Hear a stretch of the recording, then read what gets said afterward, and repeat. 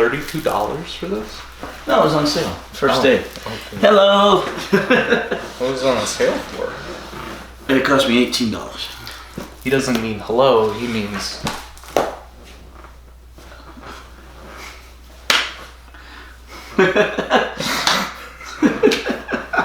Patty cakes.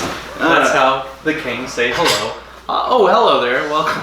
Thank you for joining us once again for this, the 149th episode of the Drunk Doctor Who podcast, wherein we discuss the 149th story. There's stories now. Well, when did we switch?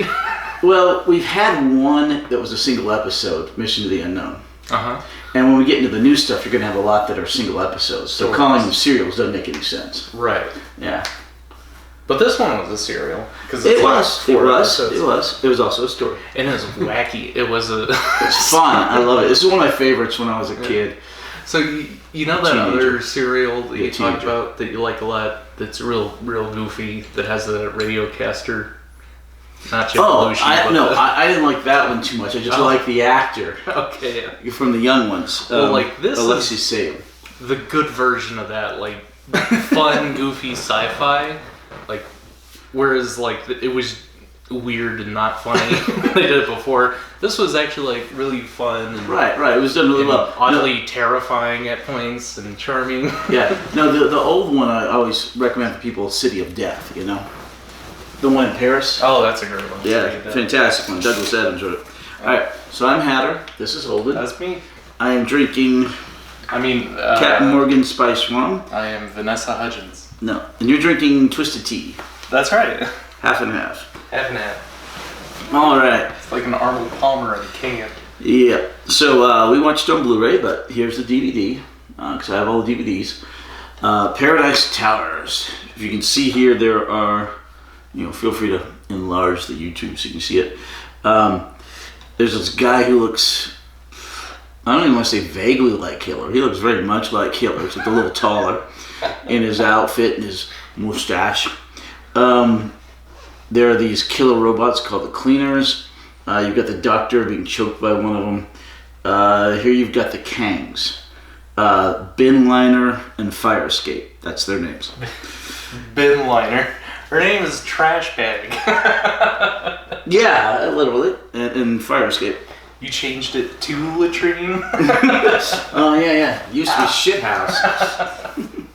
Okay. Anyway, so really fun story. In my opinion, the best one of this season. There's only 4 stories, so as the seasons get shorter.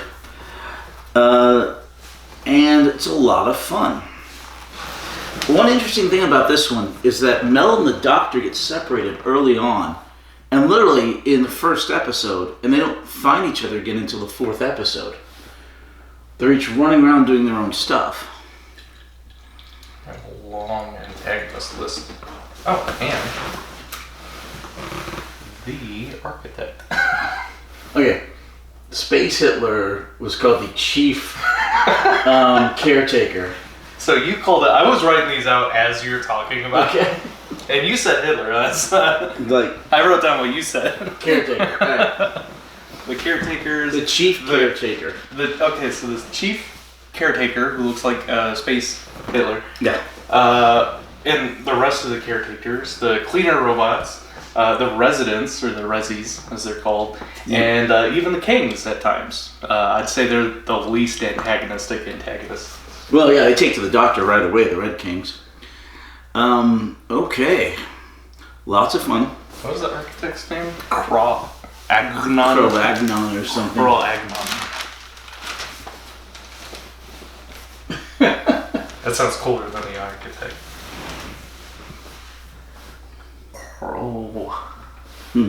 Alright. Anyway, story opens up. I think that's how you spell it. There's probably a deleted scene where somehow Mel found out about Paradise Towers, but it opens up, she's watching this video on it. And she's watching this video on Paradise Towers. And she's like, do they have a swimming pool? And she sees a swimming pool. She's like, I want to go to the place with the swimming pool. So the Doctor and she show up there. And they immediately the TARDIS opens up, and it's very much Block War, Judge Dredd, Yes. Megalith kind of thing, you know? I wrote that down, Judge Dredd. Yeah, it's got it's got a lot of elements of Paranoia, the role playing game. If you ever played that, I think so. That's where you have like the sanity points. You have. No, it's Cthulhu. Oh, that's no. Just replace the dock bots with the cleaner bots, which are pretty much going to kill you, and the caretakers are basically the troubleshooters, and everyone dies a whole lot.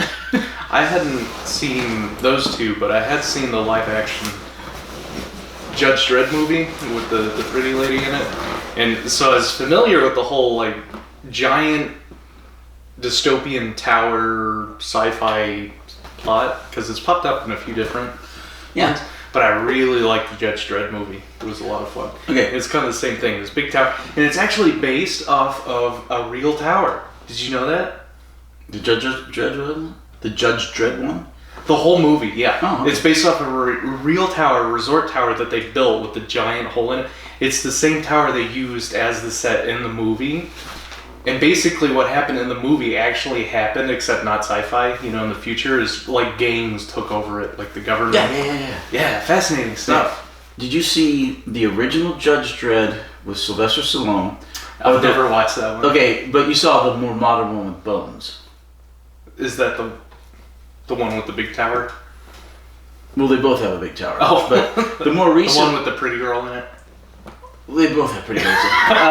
The more recent one, he never ever takes off his helmet. That's the one I saw. Okay. Yeah. So yeah, that's the guy who played Bones in the new Star Trek movies. That's him playing Judge Dredd. I haven't seen the new Star Trek movies. Yeah. Are they good? They're... Does it follow the same like good bad curse the old movies had? There's only two. So I thought they made like 3 or 4. They may have.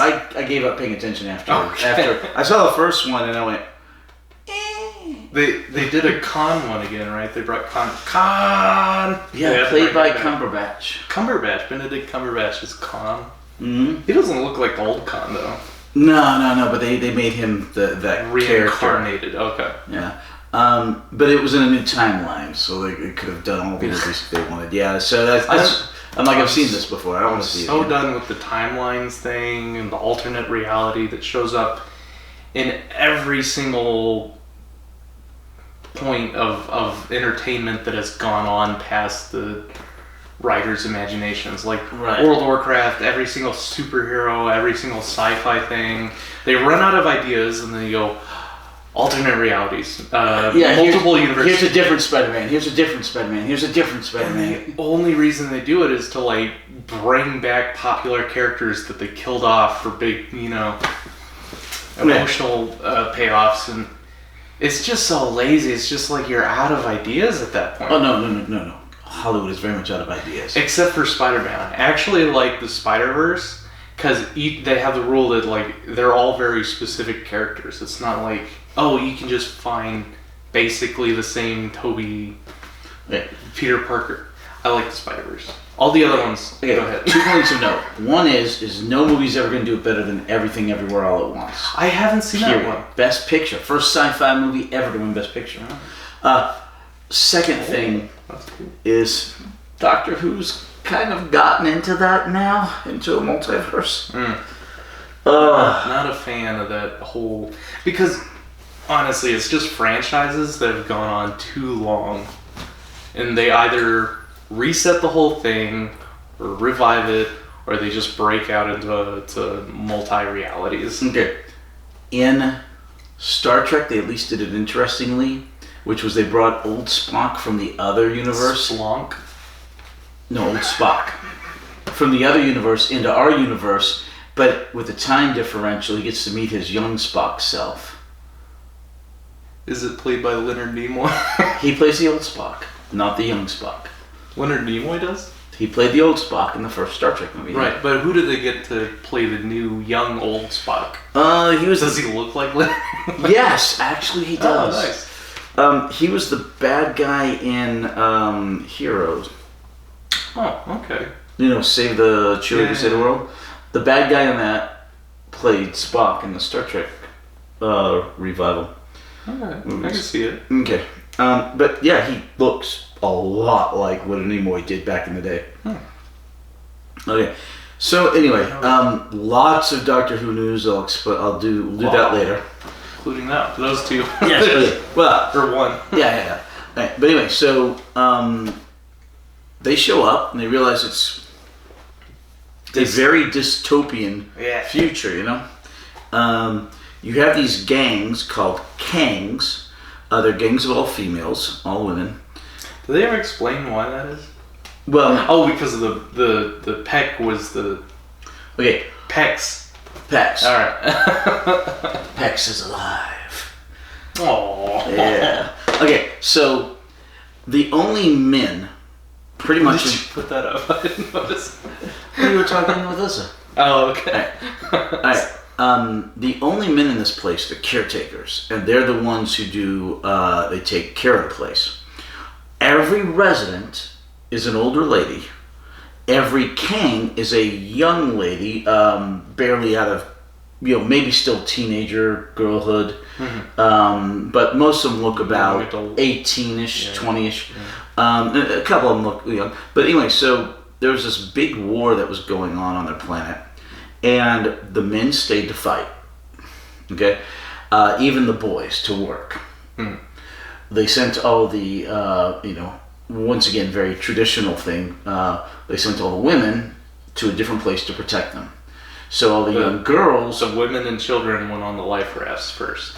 Yeah, the young kids, which were the young girls, and the old ladies were the residents. And then there's security guards. Right. The middle-aged women probably stayed to help work and fight, just like the women did here in World War II, While the men often fought, the women, factory lines. Yeah, factory lines. And, the picture of the, whatever her name, the welder. Yeah, exactly.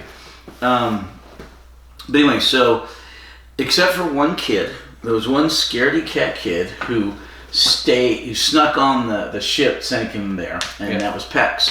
He's the only not caretaker male in the entire place. He's also younger than the caretakers. The caretakers were probably they had to have some people do that, and they probably sent the people that couldn't do the stuff for the war effort.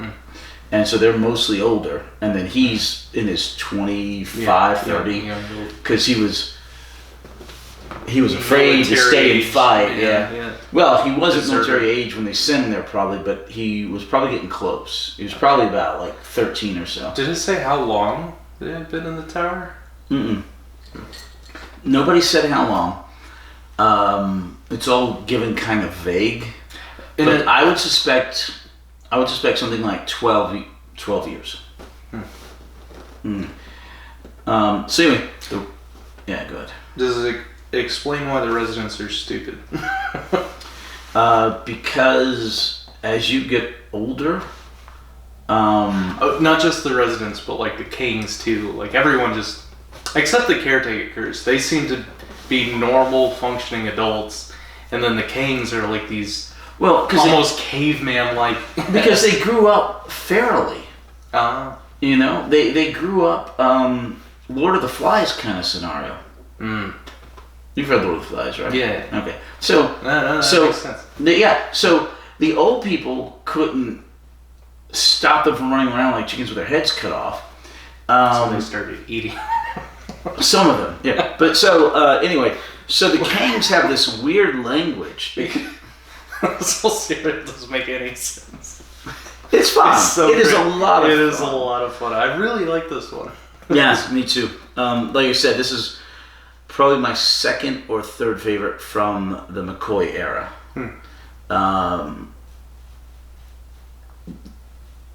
The top one's always a gimme in this case. Curse of Fenric is considered an absolute classic and the best serial from this era. Fenric. That has to do with werewolves? Yeah, kinda. No. But mostly World War II. Okay. World War II werewolves. Sounds like a great Doctor Who. But that one is really, really good, and that's right towards the end. The show is getting McCoy. Yeah, the show is getting good again right as they canceled it. Yeah, I feel like that's exactly what I thought watching the serial. I'm like, it feels like they're hitting a stride here, really coming into their own. Okay. The Doctor has lost some of his annoying habits from the last serial. He's settled into the role. He no longer has that post-regeneration fuzziness. Why don't you make like a tree and get out of here? Yeah, he's lost the mixing and the non sequiturs of the Mix of up the old sayings. Yeah, and he is also much less physical comedy. Yeah, not so much a rodeo clown, but he's definitely more Troughton-esque, more charming, much more likable than he was in his first serial. Yeah, well, once again, you can put it up to the actor selling into his role, but story-wise, it's the post-regeneration fuzzies. That is the perfect plot device to explain kind of like an actor warming to the character. Well, remember remember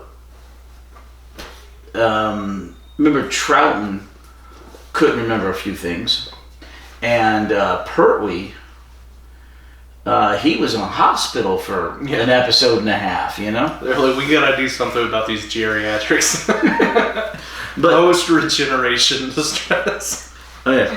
Anyway, so the Kings run around, like I said, no males, all females. The only male like that is Pex. And what's going on is apparently when they were little kids, they got divided into 3 teams to try and play hide-and-go-seek and capture the flag and get into each other's bases. It's social tribalism, but with like the children form 3 different cliques, the 3 different teams, and they've been competing in like little children's games while they're growing up. Yeah. So they don't say dead, they say unalive. They've got all sorts of weird. They've created almost their own dialect. Right, like you said, how they were raised, fairly. Yeah, they grew up just learning different phrases and how to talk. You know, kind of what they knew as children, but also growing into adulthood, they just had like the tower signs to read. And so they talk about it like it's rules. They're like, no entry, no re-entry. No visitors. No visitors. Outgoing. Yeah, their entire outlook on life is based off the signs that they could read. Yeah. And they're named after that, too. Fire escape, bin liner, stuff like that. Also, their salutation is a motto. Build high for happiness, which is the motto from the commercial for Paradise Towers. Okay. This is all they know. Yeah. So apparently this place is 304 stories. Who knows how many thousands and thousands and thousands of Kang caretakers, residents, etc. there are. Not many, right? Because they kept talking about how their numbers were being killed off. There's no more yellows left. They're completely There's one at the very beginning of the story. Right, and then they get lost. And they're the caretakers are like, you know, if too many more of us go missing, we'll all be gone. Right, so it's been a war of attrition, but I feel like there's groups, they don't have the budget for thousands of people, but it's implied that most of these floors, if not all of them, are occupied. Yeah, like so there's going to be thousands and thousands of people there. Anyway, so we see the last Yellow. She gets killed by a cleaner, just straight up. And then the last Yellow is unalive. And these cleaners are going around grabbing residents and Kang and caretakers and all sorts of people and just dragging them down to the basement. This creature down there yelling, I'm hungry. Yeah. And it's got these weird little eyes, kind of like, what's up with he's like a robot with the, neon eyeball lights. Lights, yeah. It kind of looks like that crab thing in SpongeBob SquarePants. Yeah. The Gary the snail. Yeah, well, yeah. It's like, All right. or Mr. Krabs, yeah. Yeah. Anyway, it's like, I'm hungry. So, essentially, you think they're just feeding this beast or whatever it is down there. And this head caretaker guy, the chief caretaker, what was it? His cheese and his cracker weren't even in the same zip code, you know? just gone. He thinks the creepy cannibalistic robot in the basement is his little pet. And he calls it that. He's feeding it. Okay, so apparently, we find this out as time goes on. Apparently, the Croargon, or whatever, the architect, not to be confused with the architect of the Matrix, he... Why am I confused those? I don't know, he's also called the architect. There's two different franchises. Absolutely. Exactly. That's confused with the Star Trek Darth Vader. I can see how that would be confusing. Okay, so apparently this guy, Nutbar, he built these amazing places, but then didn't want anybody to ever move into them. So It never explains that, right? it does. It does. The Doctor does towards the beginning of episode 4 or end of episode 3. Oh. When he figures out that it's this guy who did Miracle City, and he at Miracle City went crazy, didn't want anybody to move in to mess up his city. Utopia, yeah. Yeah, so people moved in and they died, but nobody could ever pin anything on them. So then he goes to another part of the galaxy and builds Paradise Towers. And then they start flooding it with war refugees. He's got to hate that. So they took his brain. Well, I don't know why they just didn't kill him, but they took his. This is the problem. What is he though? Where did he come from? Okay. This is the problem with not having, the death penalty. Is they're just going to come back or escape and wreak more havoc, you know? So they destroyed his body and kept his conscience alive Yeah. because that's more. Seems like a Moral really than- bad idea, you know? I thought it was like the architect was just some alien creature and maybe they couldn't kill him. They could only trap his consciousness. And Well, he probably was alien to this race, but he was because he came from another world. Mhm. But everyone's humanoid in Doctor Who, at least at this point. Because that's really the only thing that could kind of make that plot point make sense to me is why would they go to all that trouble to trap his consciousness unless he is this like powerful space being and No. that kind of We don't know why. Maybe they hate the death penalty. Maybe they thought this was torture. Who knows? But they put his brain into a cabinet like the brain of Morbius. Mhm. And he had 12 years down there to figure out how to get out. the Kings hate like death. They don't believe in unaliving people because they're children, Yes. or at least not unaliving each Oh, other. no outgoings. Oh, the caretakers don't have any problem with it. Yeah, the caretakers are all about that and a bag of chips. And we've got 2 of the residents who are cannibals. At least 2, Yeah. several of them. Family show. How many deaths did we have on screen? At least 7 on screen. Okay. and- Several more implied off screen. Thousands more implied off screen. Alright, so you have the first Yellow Kang. Mm-hmm. Okay, you have Caretaker 345/12, subsection B, section 13 or whatever. Caretaker 345 I got that. -12 subsection 3. No, it's a slash. Strike. Stroke. Stroke. They call it stroke. 12 subsection 3. Mm. Which is what the chief caretaker refers to him every single time he responds. Yeah, none of these I'm guys. afraid, chief caretaker. None of these guys have names. Listen up here, you 3. Yeah, none of them have names. Stroke 12 subsection 3. Yeah, It's just ridiculous. It's such a parody. Like they're just yeah, it's they bounce. tongue in cheek. The whole thing is very tongue in cheek, and I like that. And also it reminded me a lot about like Coraline, the whole Hansel and Gretel thing, and the just the okay. Well, to me, It's dark humor. Paranoia Alpha Complex. Very Judge Dreddish. Smidgen of Logan's Run, but I mean, just wonderful, insanity dystopias. Yeah, I'm a big fan of the sci-fi dystopian kind of. Yeah, me too. Okay, so so then we've got Tabby and who die? The two cannibals. Tilda and Tammy. Tilda and Tammy die. The two cannibals. Then we have the main caretaker. He dies. There's another one that we see die. When he's walking around and everything. Mm-hmm. And I think we got at least a couple more Kangs. Well, and Pecs. I am looking down a lot to take notes, so I probably missed a few.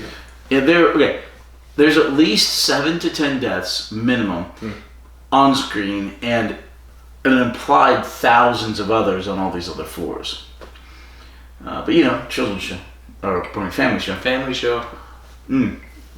So when we started keeping track of all the deaths, was when it switched to a family show. Like the Daleks. Somewhere towards then, yeah. No, I think we've been keeping track of the deaths pretty much towards the beginning. Huh. I don't know. You have to look at your original. I could go back and check your original notes and. Okay. Oh, the old notes. Yeah. So, the doctor. Okay, Mel's like, Doctor, if we get split up, I want you to meet me at the pool on 304. And he's like, why? We just got here. Nothing's wrong. She's like, he's like, okay. They almost immediately thereafter get split up. They run into the Red Kangs. Mm-hmm. The Red Kangs love the Doctor and think he's ice hot. Yeah. Yeah, because of his fashion sense, and very few old folk or oldsters dress with such fashion sense. They don't like Mel. They flat out do not like Mel. I think that's why I thought this one was so confusing. It's because every different group had a different name for the other groups. It's like the Rezzies, the Residents, the Oldsters, the Youngsters, the Kangs, Yeah. I got a little turned around at all. Right, but I mean, it makes There's three groups. Yeah, it makes more sense with repeated viewings, but there's subdivisions of the groups too. Yeah. Yeah. Cannibal Rezzies. I don't believe her. I think they're all cannibals. Alright, so they bump into the Red Kangs, then the caretakers show up, they get split up. The Red Kangs running around, and they had Mel and the Doctor captured and tied hands behind their back. But the Doctor ends up getting taken by the caretakers. Yeah, they run into the caretakers. Yeah. Somehow Mel, with her arms tied behind her back, runs away from the caretakers. And she's into fitness. She's big time athletic. But despite her tiny stature, running with your hands bent behind. Like, you don't realize how important this motion. Agreed. But it's still doable. Yeah. Right. No, it is. It definitely is. But I just find it surprising that they didn't capture anyone but the Doctor. But like, it's so unbelievable because the actors are just like kind of jogging behind each other. It's like they didn't catch anyone. Except the Doctor. He fell over in a pile of trash. Yeah. So Mel's separated with the Kangs, the red one. This is episode 1. They don't see each other again until episode 4. Yeah. And then the Doctor gets taken by the caretakers. And the caretakers take the Doctor to headquarters to Chief Caretaker. Space Hitler. Yeah, he's got the Hitler mustache, except he's taller than Hitler was. But they all have... The caretaker outfits are incredibly SS. Big head. Yeah, so, like the whole outfits. We talked about the YouTube algorithm and how it likes to promote some videos and definitely not promote other videos. And how the algorithm listens to certain words. So people started getting around that sort of key phrase word search by replacing words with other words. Right. So they're like on TikTok, on YouTube, we don't say killed or dead anymore. We say unalive, so then we don't get flagged for. Okay. Which we're content safe. Yeah. I've seen several people on YouTube that I like to watch, and they one uses the word Yahtzee for Nazi, and another one, several of them, will say things in a really weird way. Like, they don't say racist, they go, racist. And it's like, I understand what they're trying to do. It's kind of annoying. And it's even more annoying that has to be done. You know? Yeah. Stuff like that. And I'm like, okay. It's gotten to the point where I was watching a clip from Soylent Green. And you know the scene where the really rich guy had the meat, the real meat. Yeah. They blurred it. They blurred like the rack of ribs and the. Why? You can't show a rack of ribs? I guess not. It was just like cow meat, and they blurred it for like, I don't know, the vegans would be offended. What? I was like, okay, we're just gonna say what we want, and we've got 63 subscribers now, and hello. And this is the guy who's been commenting lately. I just like that. Imagine the person that went to the time, like, I like this movie, Soylent Green. I'm gonna upload clips of it. But I'm gonna blur out the meat, so as not to offend the almighty algorithm or the vegans. I forgot what my point was. I was trying to make. Well, it's self-censorship, and it's horrible. Oh, my point was the YouTube algorithm's not gonna know what to do because we're saying unalive and also space Hitler Nazi. Okay. Okay. So. When the kings greet each other and they do that.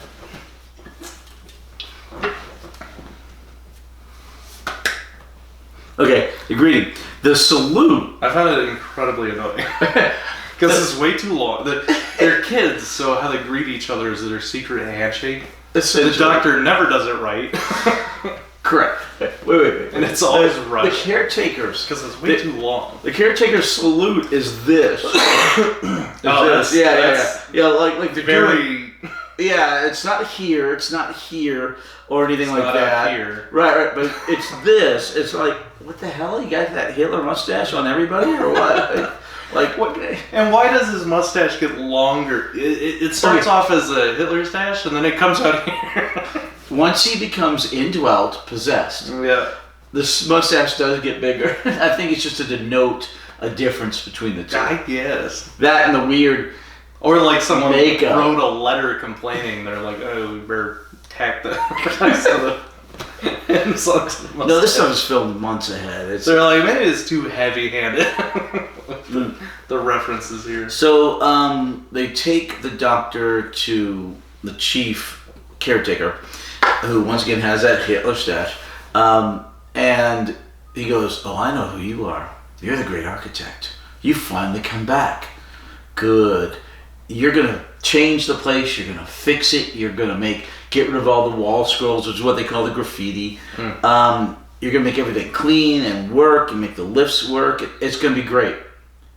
Kill him." End of episode 1. It's great. They're like, what? Great cliffhanger. Yeah, when he goes kill him, they all do that weird salute. Question. Why does the chief caretaker keep referring to the doctor as Sunbeam? No, that wasn't him. That was the deputy chief caretaker. The one who eventually goes up to talk with the kings and the Rezzies. Why do they keep calling him Sunbeam? I don't know. Must have been an affectation of that particular man's personality. I guess, yeah. I thought maybe it had something to do with, I don't know how he's dressed, but they never explained it. No, some people just have quirks. I mean, I call my wife Sunshine, you know. Alright, but like all the kings had, you know, the plot reason for all the weird stuff they were saying. So I thought this was, you know, related to something, but no. Oddly enough, he just enjoyed calling his death row prisoner Sunbeam for no reason. Alright, episode 2. Mel ends up at tea time with these two old ladies, Tabby and, what was the other one, Tammy? Yeah, Tilda and Tammy. Tilda. Like Tilda Swinton. So it's like the two big, nice old ladies from Coraline, but also they're very creepy, and you get strong overtones of they want Run. to eat her. They keep calling her delicious. So it's more like a Hansel and Gretel type situation where Right. they Apparently, lure her in with cookies. apparently, despite the fact that most of the old ladies in this building look like they've been fairly well fed,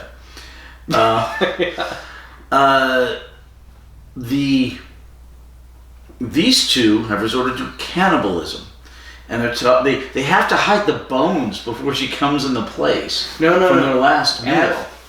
After she comes into the place. Here's why I think she's lying. No. Because before they invite her in. before they They've got the Melanie. big femur Yeah. bones and stuff. They have to hide those. That we're talking about when Maddie came in. Oh, okay. No, that's later. She's like, there's always leftover. There's always something left. So she was a cannibal too, right? We don't think so. I think so. I think she just understood what was going on. Exactly. I think that is why she said, well, we don't all do that, and I'm not one of the bad The ones. bad guys are gone. Because it was in her best interest to say that, right? I think them as an entire faction were pretty Okay. depraved. Alright. I guess they're just trying to do what they could to survive. I don't know. And that's true, but like what? No one else had to resort to cannibalism. That we know of. The Rezzies ate rats when they couldn't get people. Yeah. Well, when they couldn't get other food, but yeah. Yeah. So the kings must be eating something other than each other because they don't like. Yeah. Well, And then the caretakers are obviously not cannibals. I think the kings are scavengers. Mm-hmm. The caretakers, I think, have whatever food that's being produced by the place coming to them. And I think the residents get kind of well fed, although I think there are shortages. And so some of them resort to mice and rodents and people. I like that. Yeah, That makes sense. The caretakers are going to get fed first because the other guys have to do the work, you know? But anyway, so they are trying to, they convince her to eat and drink and stuff, and they're just about to set their trap, and Pax, this 25, 30-year-old guy, busts through their door. Yeah. And he goes, and he aims a gun at the old ladies. Ha-ha! Ha! Yeah, it's very much a ha-ha moment. And he aims his gun at the old ladies, and he's like, "Are they bothering you?" Towards Mel. No. Aims his gun at Mel. Is she bothering you? No. Oh. Okay. Just broke their door down for. It's the third time they It's- replaced the door. They mentioned that. It's so goofy. There's just no reason that this had to be so goofy. I don't really know what they're because they had some really creepy and dark scenes in there too.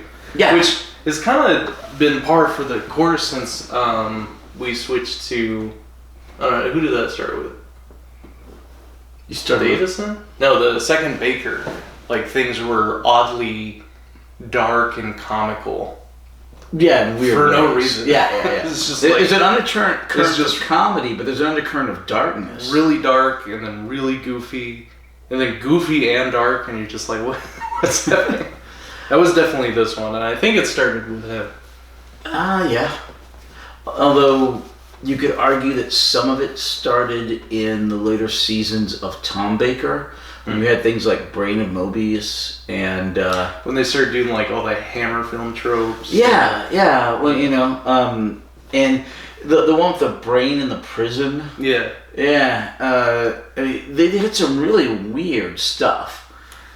Yeah. I just don't feel like they were intentionally really gunning for dark humor like they are now.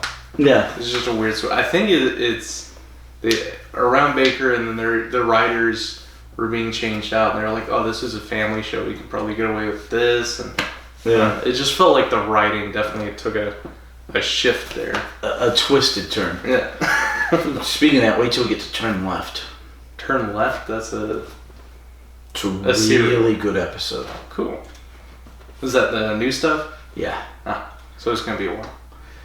Yeah, not as long as you might think, but yeah. Because there's so many more episodes of Right. the old stuff. So we have 2 seasons of McCoy. We have 2.5 seasons of McCoy left. 2.5. Oh, so we're already. There's only half 4 season in. stories a season, so we've got 10 more.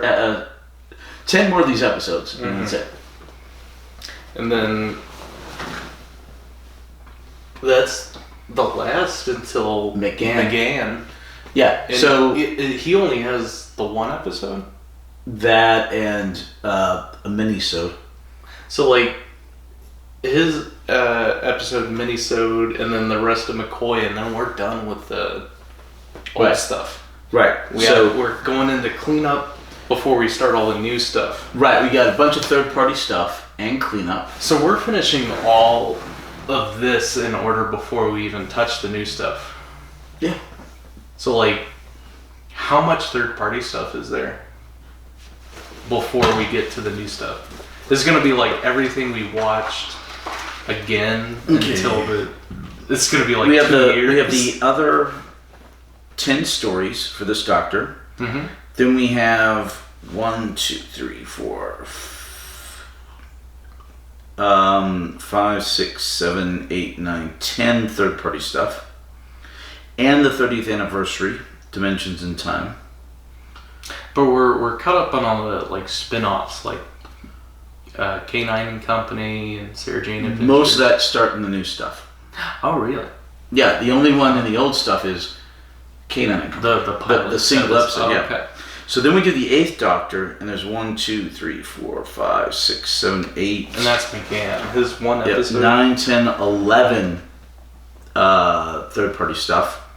And then we start with the 9th Doctor. That's it. That's all the third-party stuff they made until they restarted the show? Yes, more stuff. There's more third-party stuff in the modern day, as well as a bunch of spin-offs. But it won't take us too long to get to the 21st century Doctor Who. So, although I need to make a change on this, actually. We've been doing the podcast for how long? 5, 6 years? 5, 6 years and it's taken us, 6 years to finish the old stuff. If we're including the third party and cleanup stuff with the new stuff, do you say that's about another 5, 6 years? A little less, a little more? Probably less, but a lot of it... Okay, so we've watched a ton of episodes, but so many of our classic stuff is 6, 7, 8, 10, 12 episodes. So you're saying... But the new stuff, you've got a story in one episode. Yeah. A lot of them. So there are fewer episodes, but it might take us nearly as long. Nearly as long, but not... Fewer stories, fewer episodes. You're saying we are over halfway... Well, when we finish the old stuff, we'll be over halfway done with all Doctor Who content. Once we start Eccleston, yes. Eccleston. Yeah. We'll be over halfway point. For now, yeah. Oh, yeah. The only kink in that is that there are several spin-off shows. So those might. So that will slow us down considerably. Sarah Jane Adventures, K9, Torchwood, Class. Those are all spin-offs that will slow us down considerably. Because there's a lot more of those in the modern stuff than there is the old stuff. So do you think it's about half and half? Like another 6 years for the new stuff, including the spin-offs and third party? It depends on how fast and how much more they have coming down the pipe. I'm hoping for more spin-offs in the modern era. But we'll see. I mean, they got it. That's what Disney Plus is all about. Spin-off, spin-off, spin-off. They have like 15 Star Wars TV shows. And none of them are good. I heard The Mandalorian was... First couple seasons. Went downhill after that. Yeah, they fired that one really popular character. Yep. And I like the guy that plays the Mandalorian. What's his name? I don't know. He's the bad guy in Wonder Woman 2. Oh, he is in that Nicolas Cage movie. Being Nicolas Cage. Nicolas Cage movie. The one where Nicolas Cage plays Nicolas Cage. The Unbearable Weight of Massive Talent. Yeah. Pedro Pascal. That guy. He's I the remember the Mandalorian. name. Pedro Pascal. Okay, cool. Alright. He's the Mandalorian, right? I don't know. I think so. I've never watched the show. I think he takes his helmet off at some point. I've never watched Disney Plus, although apparently if I'm going to watch the new episode of Doctor Who, I will have to, because... So you think... So Sony has the subsidiary company Bad Wolf, the production studio that has the rights to producing... To make Doctor Who. To make Doctor Who. Right. From the IP that they pay to use from the BBC. And that does not include any streaming rights. They get no streaming rights? They have the streaming rights. The BBC does. They have the broadcast and streaming rights in the British Isles. The United Kingdom and Ireland. Everywhere else in the world outside of that, it's Disney. Yeah. Well, that sounds like a terrible deal for Bad Wolf. How are they going to make any money producing the whole TV show, and they only get the streaming rights to... Or like what? And they're paying the licensing fee? Like, how are they making money out of this whole thing? Just through like DVD sales? I don't know. DVDs, I don't know what all is included. We're not allowed to see these contracts. Yeah. You know? And who knows? Maybe Disney keeps the DVD sales and toy revenue and licensing revenue, but it pays Bad Wolf to produce the show. Oh. So it might work that way. Like I said, no clue. We never get to see the contracts. These giant corporations. Yeah. Okay, so... How they do business. Yeah, and I will talk about... We have Doctor Who news. I'll talk a little more about that Doctor Who news, because we are 8 months from the 60th anniversary episodes. Oh, that's going to be a big deal. Well, no. That happened already. We're 8 months out. And wait, what? Okay. Oh, it happened 8 months ago. It happened 8 months ago. Since Disney, since Bad Wolf started producing it. We have still no dates for DVD releases in the United States. You think they're going all digital? I think Disney is pushing to try and get everybody on Disney Plus so they control the DVD stuff. Disney is notoriously bad about vaulting things, and they want everybody to watch Disney Plus. And it's like, dude, I just want to buy the DVDs. Yeah. I've never, in years, I don't think I've ever watched any of this stuff live except in the theater. Usually, I watch it when the DVD comes out. Yeah. Period. I've never had BBC America, and I don't have Disney Plus, any of that. The more stuff like this I think about, the more I just want to be Amish and completely reject technology. Because all the technology is just figuring out how to stick more middlemen into everything you pay for. We're not on a cash system. Now there's processing fees for credit cards. People are sacrificing so much for convenience and giving away so much more. The wealth has gone down. Their engineering has switched from advancing technology to intentionally making flawed products and building a monopoly to then sell you the solution to their... It's all becoming software. You're not allowed to own anything. You pay a licensing fee, you rent this, you have... God, I hate that. Just let me buy the damn thing for $200. Yeah, you're not allowed to own anything. It's all revenue streams. It's all subscription based. And the more and more big companies are pushing this, every restaurant has an app. It's like, I give up. I want to go live on an Amish farm and drive a truck.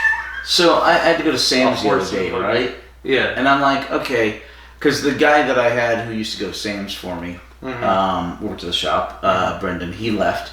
So I had to go to Sam's, get stuff. And I'm like, okay, I need you to print me out a card. And they're like, we don't do cards anymore. It's on the app. And I'm like, ugh. I'm like, I hate everything needing an app. Like I said, every restaurant, honestly, every hotel, every event, everything needs an app. And I'm like, and he's like, we can't print you out a temporary paper one. I'm like, please do that. So he printed me out a little receipt paper, and apparently that was good enough to get in and to get out. But I'm like, I hate everything needing an app. I'll do maybe 20 apps. But beyond that, no, you know? I've got like my fantasy football league app. I have. You know, China had it right with the one app for everything. Did you hear about that? What did they call horrible. it? WeChat was like the one app. It was basically the smartphone app. It was everything.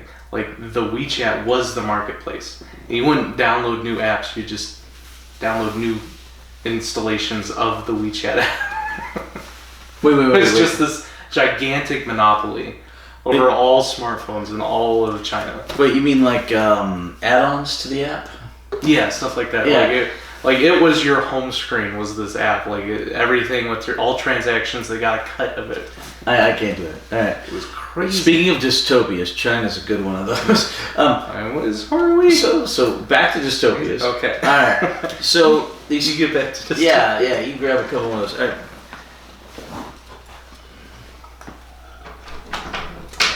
Need a refill?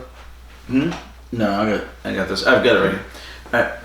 So these two old ladies try and kill and eat Mel. Pex jumps in, ends up rescuing Mel because Mel's like, okay, I've really got to go find the doctor. So Pex offers, I am Pex, I'm the one who brings justice to Paradise Towers. Pex offers to guard her. She's like, I don't need a guard. Which is sad because he's got a bandolier and a big gun. And he just saved her from the two ladies, although she doesn't realize that. And he's like, okay, well, how about a guide? You need a guide, you don't know your way around here. She's like, oh, okay. And so she says, okay, we need to make our way up to the roof. In the meantime, the doctors manage an escape from his impending execution.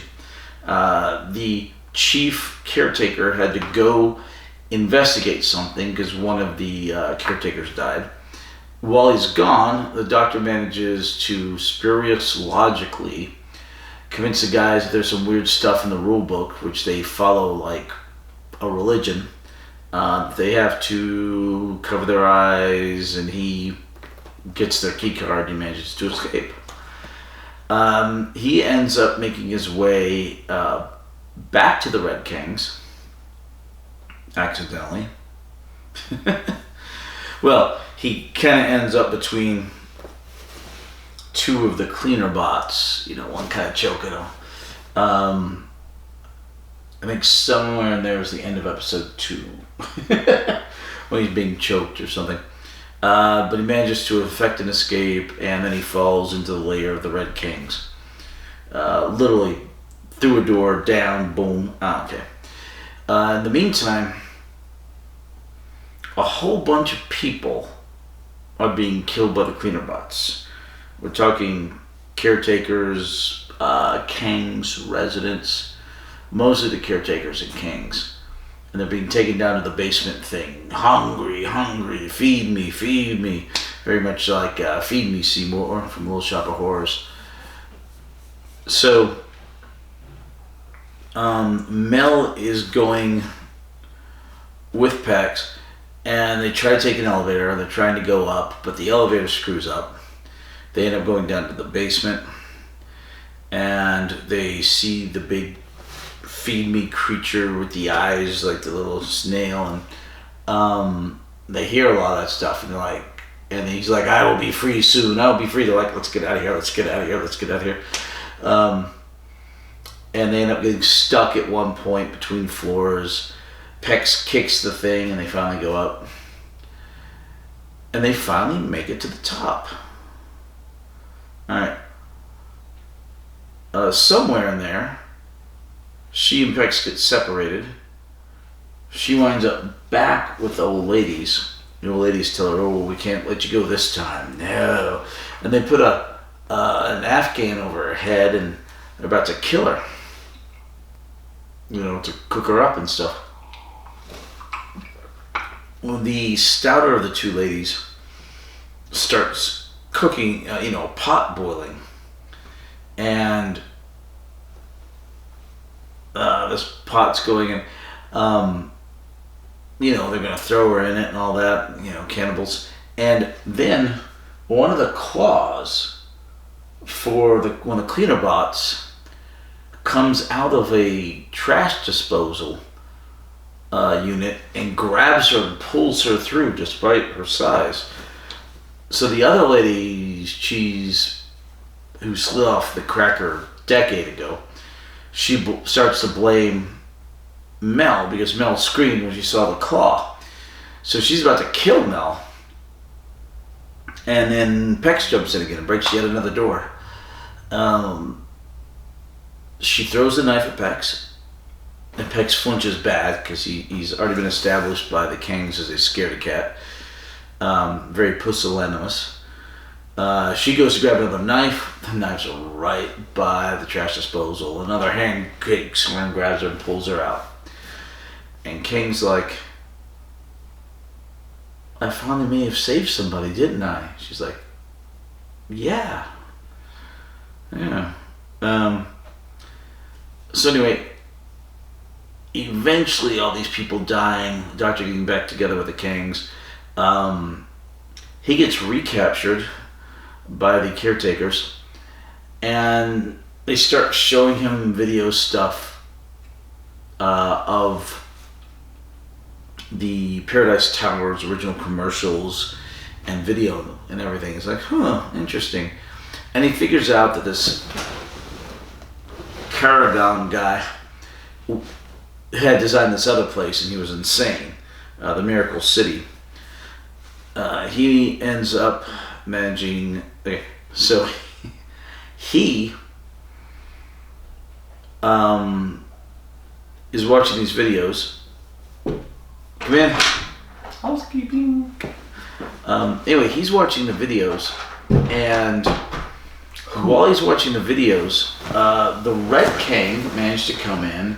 Yeah. Because he'd gotten captured again. Snuck up on him. Right. And release him. So he gets out, and then they watch the videos together. Yay, Kings. Yeah, yay, the Red Kings. Red Kings are the best. Which King's the best? Red Kings. They are, honestly. They are. Like, I don't know what. You just like the Red Kings more than the Blue Kings, because you get characters like Fire Escape, Bin Laden. Bin Laden. Name one memorable Blue King character. None of them. Well, we didn't get their names. Yeah. Alright, so the Doctor figures out everything about this guy, and he's like, okay, so somewhere in here he is, and he's going to try to escape. In the meantime, the chief caretaker gets drugged down to the basement by one of the cleaners, and is basically, his body is taken over by the architect, and his mustache gets bigger, and his makeup becomes this almost robot-like look. Yeah. Zombie-esque, robot-esque thing. I think, and that's what kind of leads credence, I think, to the theory that he was this big, incredibly powerful, not like the toy maker, but he's this alien creature that was real powerful. He was the architect, right? This genius that made these massive structures. And that's why I think they couldn't just kill him or do away with him. They had to, take his consciousness and separate it from his body and then trap it. See, I think they didn't have a death penalty. Or they're pacifists. I mean, they obviously do have a death penalty, right? Because the caretakers, they have this book of massive amount of rules and bureaucracy and regulations and red tape. And they have death penalties in there, subsection 9, death, which they immediately resort to for no reason. They're like, whether or not you are the architect, you're still section 9, subsection B, A class, scheduled for death. I like the yada last conversation. Yeah. And when the Doctor asked to look at the rule book, they're like, oh, that's your final request. We can consider it that. It has to be my least favorite thing. And I wrote it down because it was this really fun plot point opportunity where they could have gone, oh, the Doctor's, he's a Time Lord, he's really smart, he could leaf through their book of bureaucratic red tape and find a loophole real quick.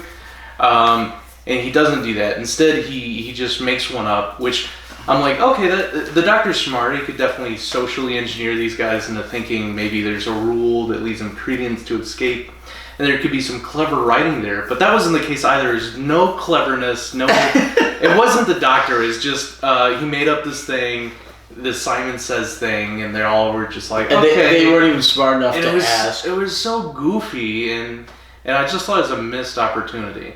And it happened like twice. Twice he's leafing through this booklet. I'm like, oh, this is the part where he's going to find this loophole and use their own rules against him because he hates all that stuff. Like Tom Baker in Invasion of Time. Yeah. Where he's like, no, I'm running for president. You can't kill me because I'm running for president. That kind of thing, you know? Tom Baker is where I feel like the writing changed and they started getting lazier after Tom Baker. I feel like Tom Baker was the last Doctor that had really clever writing and really fun plot points and twists and things that make you go, oh. And then after him, I feel like the writing just has been getting lazy. Right. It was up until that last season. Tom Baker's last season is when things started slipping. Mm-hmm. And every once in a while you'll get good, like really good bright spots, like Caves of Andronazi, The Five Doctors. To me, I like Paradise Towers, Curse of Fenric.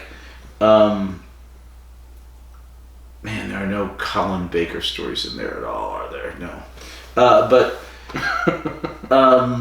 But no, that up to the 6th season of Tom Baker, it was really, really good. And that was season 17. And then it starts to go downhill from there. Yeah. So they have this sci-fi trope, dystopian sci-fi trope that I really like of the dystopian tower residents and gangs and stuff. That's a fun trope. And they took it and they did something really fun with it. And it's still an enjoyable serial, but I felt like it was such a missed opportunity with so many different things that felt like they just were so lazy about writing it. And they made it, every time they could have done something cool, certain spots, they just made it like real goofy instead to explain away. And like the plot at no point, it stopped making sense because things were so goofy. It crossed the line of goofiness, I think. Where do you see the Candyman? Oh boy. And it's not the horror Candyman. The whole point of Doctor Who and the time traveling and he's a Time Lord is smart. He's smart. He socially engineers people and he comes up with these loopholes and he thinks his way around problems, right?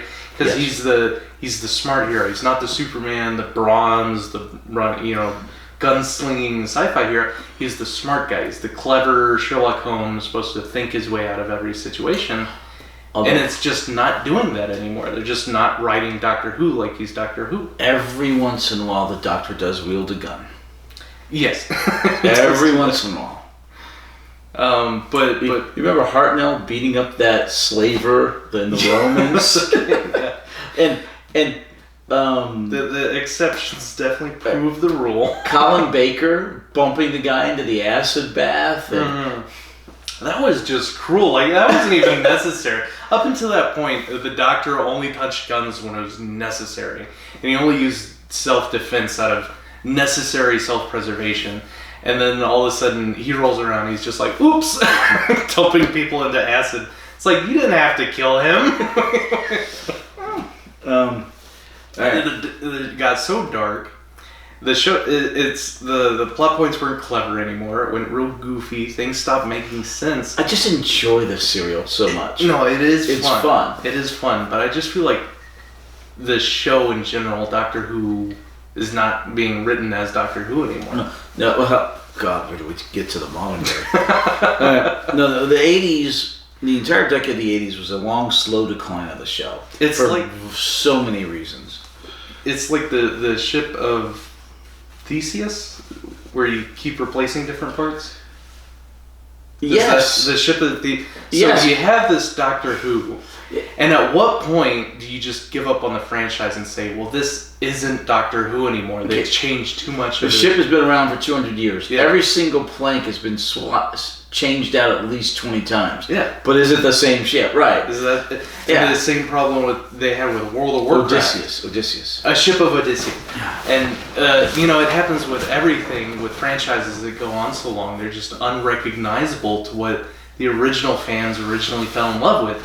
And that was the problem, like the long, successful franchises like World of Warcraft ran into. And they're like, can we have classic servers experience the game like what it was like back then? because it's just unrecognizable now. Okay. And so at what point does Doctor Who is just not Doctor Who anymore? You could easily argue that Doctor Who died with Capaldi. So, and I feel like Well, at the end of Capaldi. this happens to all franchises, most franchises, the perpetuate after a certain amount of time as they change for each generation. Like each Batman is different for each James, kind of, but they stay consistent. They stay consistent enough to where the stories remain timeless. But other franchises don't pull that off so well, whereas they really write it for different generations.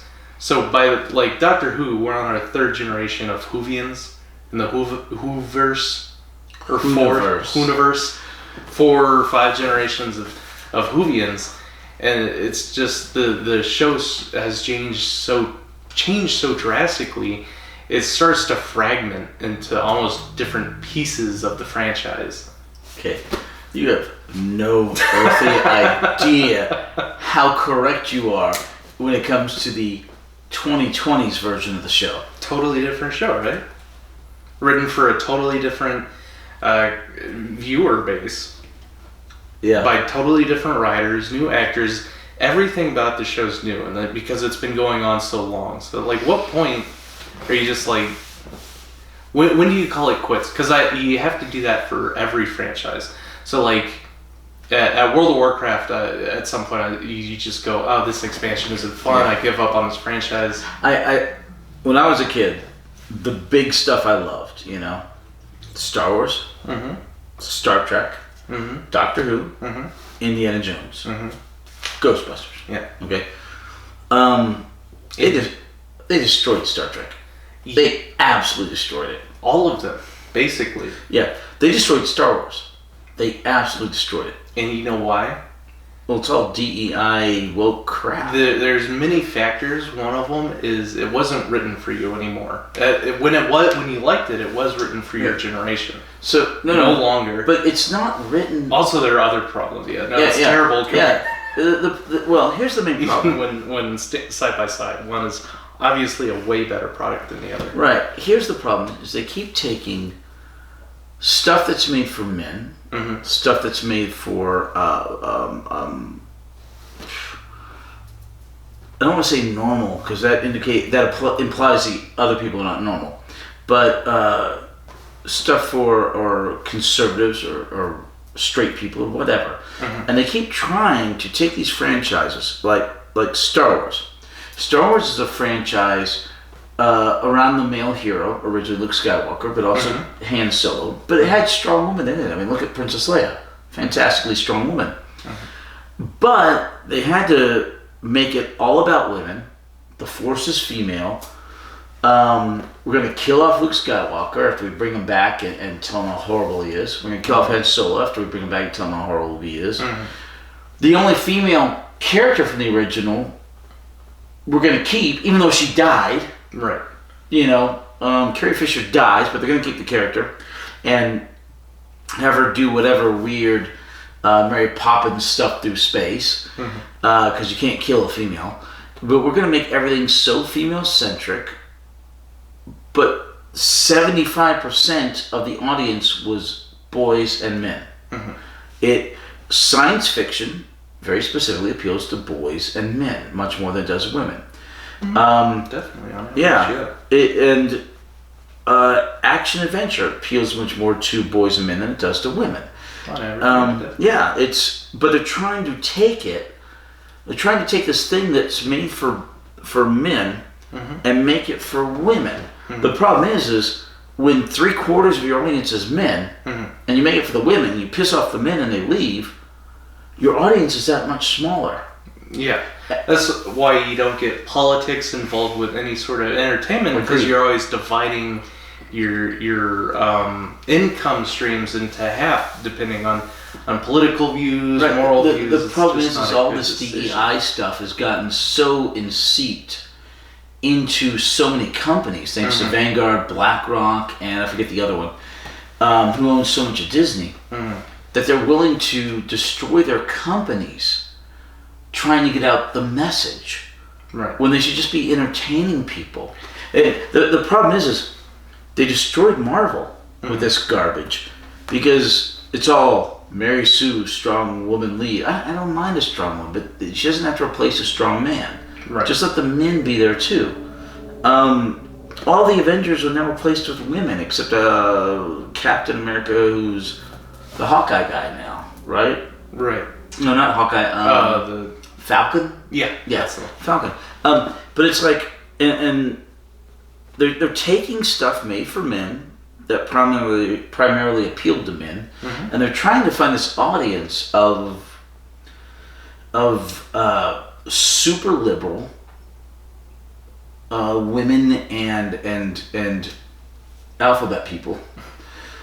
And they're trying to make that audience exist, but it doesn't exist. It's a very small audience. I mean, women are a large audience, but women that absolutely love science fiction are a much smaller audience. Yeah. And the alphabet people are a much smaller audience. And Right.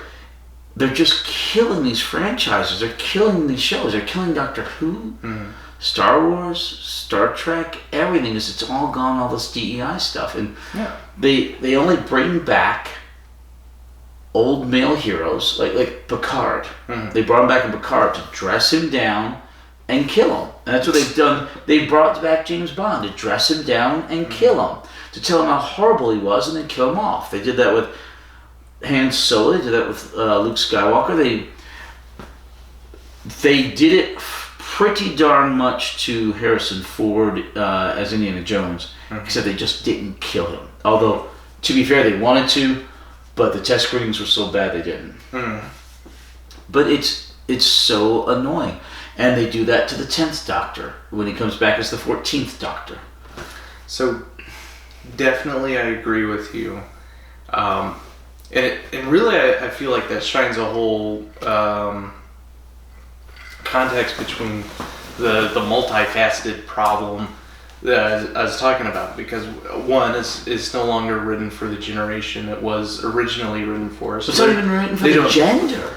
Right. So, but some franchises are immune to that, like James Bond, because even though the technology progresses, it's still a quality product. They're focusing on the franchise, whereas if you, for one, it's being very invaded by just awful writing and people inserting strong overtones of moral, and the reason for that is both trying to influence society, but also this weird incompetence of trying to maximize your profit and the audience you're appealing to, but also they're just miserably failing at it, to where Disney CEO had to say, Bob Iger. we're pushing a little too hard. We still need to make money, obviously. He keeps saying that, but he doesn't. I mean, Right. look at all the flops of it. Okay, so the problem is multifold. One is you're pissing off your original audience, okay? Two is the audience you're trying to appeal to mostly doesn't exist. The third is that they have in their minds, the writers of all this garbage, that we have to berate and tell people how bad they are, but we still want them to go see the movie. Men, you suck. Men, you're horrible. Men, this movie was not made for you. And the movie comes out and it bombs.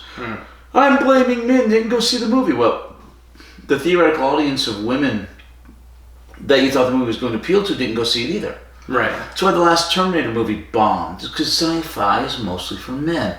But they tried to make it all female-centric and pissed off the men and killed the male hero outright. So why would men go see that? It's the same thing like I said, the last James Bond. They killed him. Killed James Bond.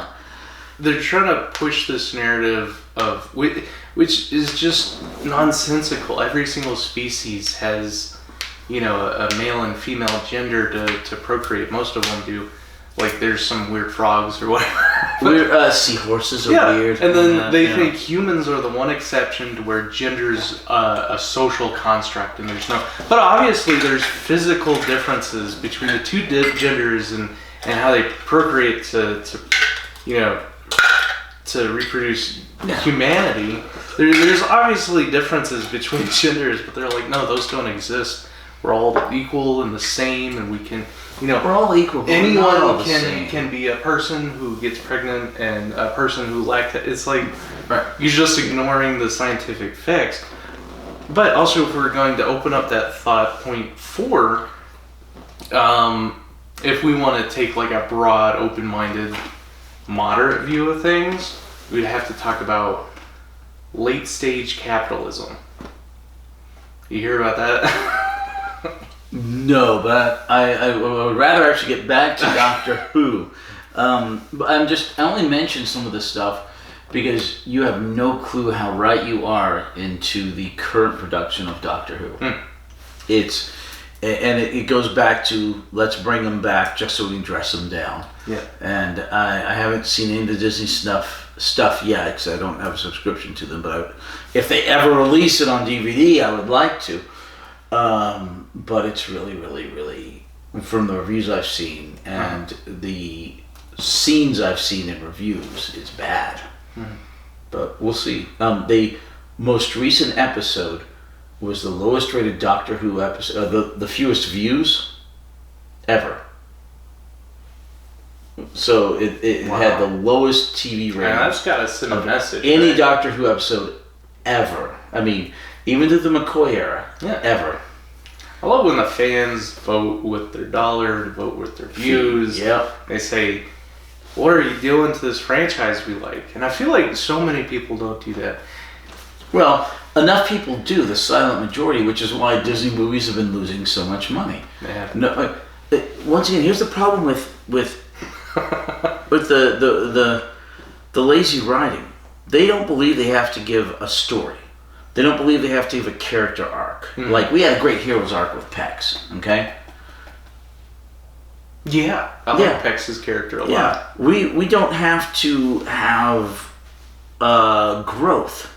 We just make them perfect from the beginning because they're women. They don't need to grow. They're just perfect from the beginning. And it's stupid, lazy writing. And it's Mary Sue. And you can't get invested in the characters. They don't write And good the stories are characters, horrible. good character arcs, no character progression. These Mary Sue characters. It's like, why? Whatever happened to the good writing? And part of it is pushing that narrative. Just the message. The message. Yeah. Men are bad. And the other part is that what we were talking about earlier, where the late stage capitalism and technology has progressed, where these people that used to be engineering competitive products, and whoever can make the best product will make the most money because people are going to buy the best product. And then it's devolved into, well, the best advertisement. And then, let's design a problem so we can sell the solution and make more money. And let's obfuscate this through technology like an app and through credit cards for processing fees and insert more middlemen. So they've been doing the same thing with entertainment as a whole. They've been taking these IPs, these franchises that people know and recognize. They go, well, here's a product that already has recognition and a fan base. We don't have to take a risk on making a new product, a new movie. We don't have to spend as much on advertising. We have to stuff it with crap. Because people, so we can advertise the product. There's a fan base already. We can cash in on it. Really push out a crap product that is just pushing views. They can't help themselves. It's all about the message. Culmination of catastrophes. The message. Basically, I'm just weeping for the consumer. Do you think we still live in like a capitalistic democracy?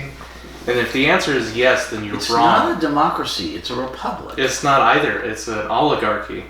It's a capitalistic oligarchy where the rich and the powerful, they have all the power, and people's votes don't matter anymore. And it's not a functioning democracy. If you have money, the rules don't apply to you. Not if you a have money, democracy. It's a republic. But it's neither of those things anymore. Don't get me started on politics. It's like how it'll be a 3-hour rant. It's like how communism was failing. So China was like, we need to pivot, and we don't want to pivot away from this authoritarian communism that we have because we want the government to stay in control. But also financially, we're failing. So we're going to take what these people are doing over here in the West, capitalism. We're going to put that on top as our economy with a communistic government structure. So it's a communistic capitalism. The other way. It was the capitalism underpinning with the authoritarian government on top. Yeah. And that's happening to America, whereas it's a democratic republic with a Democratically elected republic, but it's a republic. capitalistic is now a capitalistic oligarchy. Yeah, okay. Where it's a corrupt government.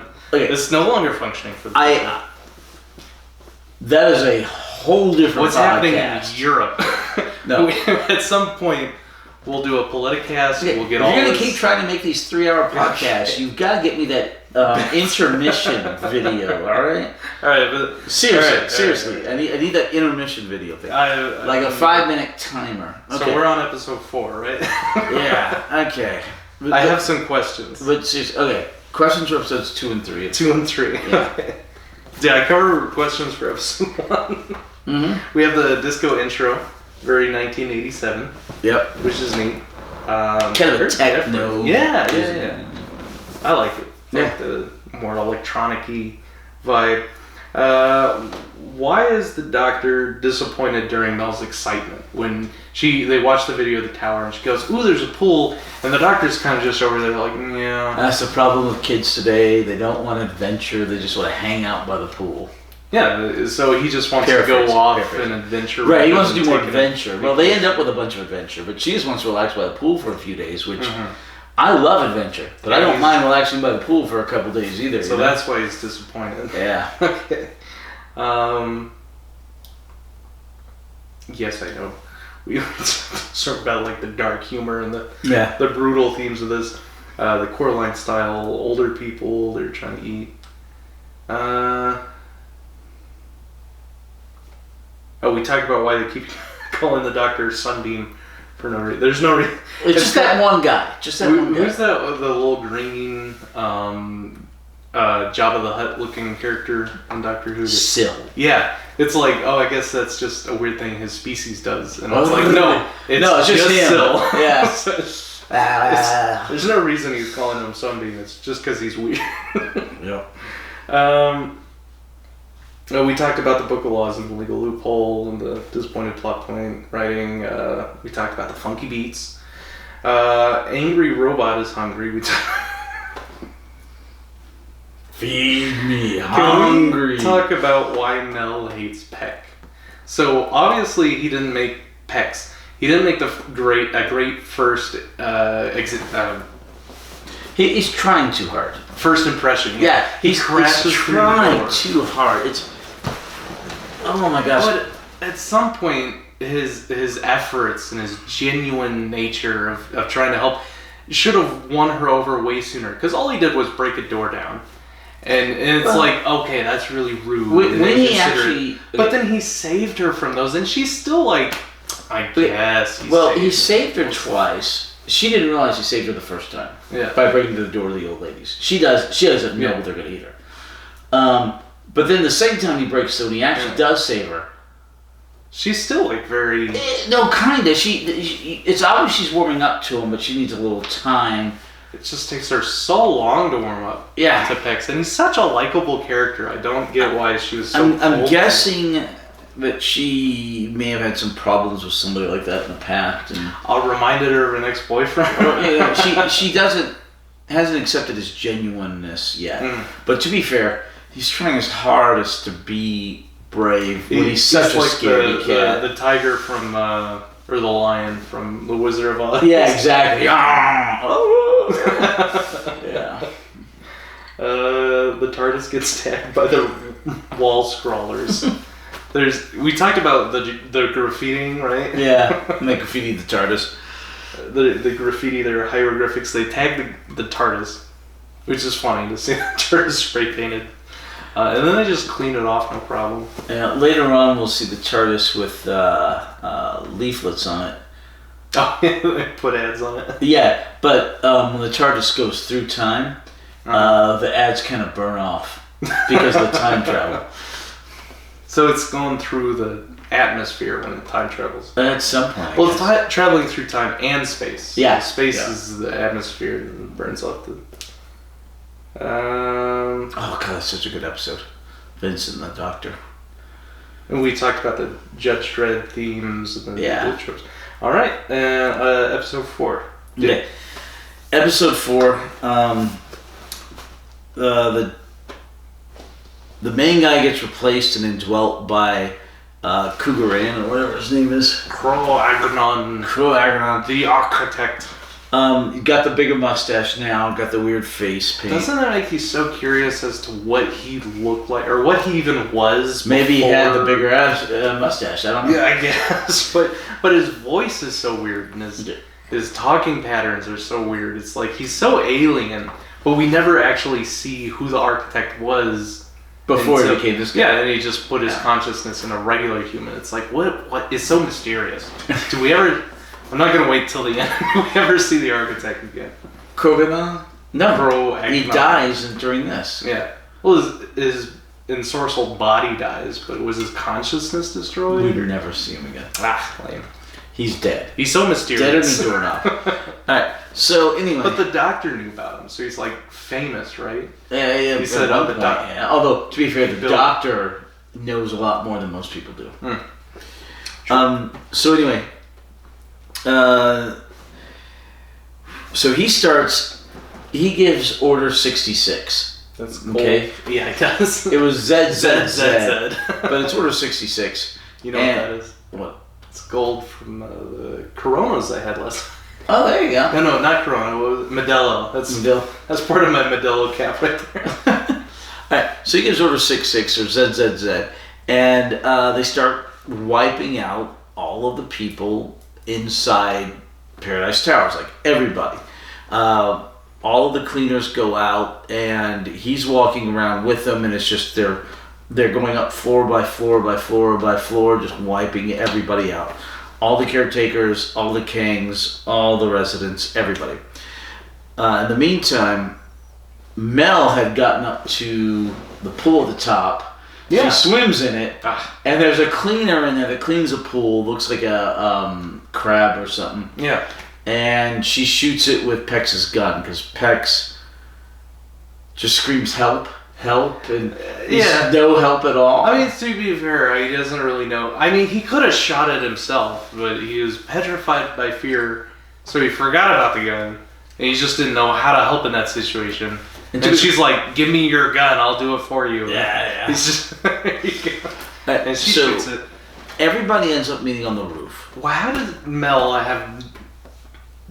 how did she feel so safe on floor 304 and so terrified of the basement? Because shouldn't the basement being off limits tell you that that's like what's going on? And well, she heard, "I will be conspiracy. free soon," and saw the one guy get turned into the bad guy.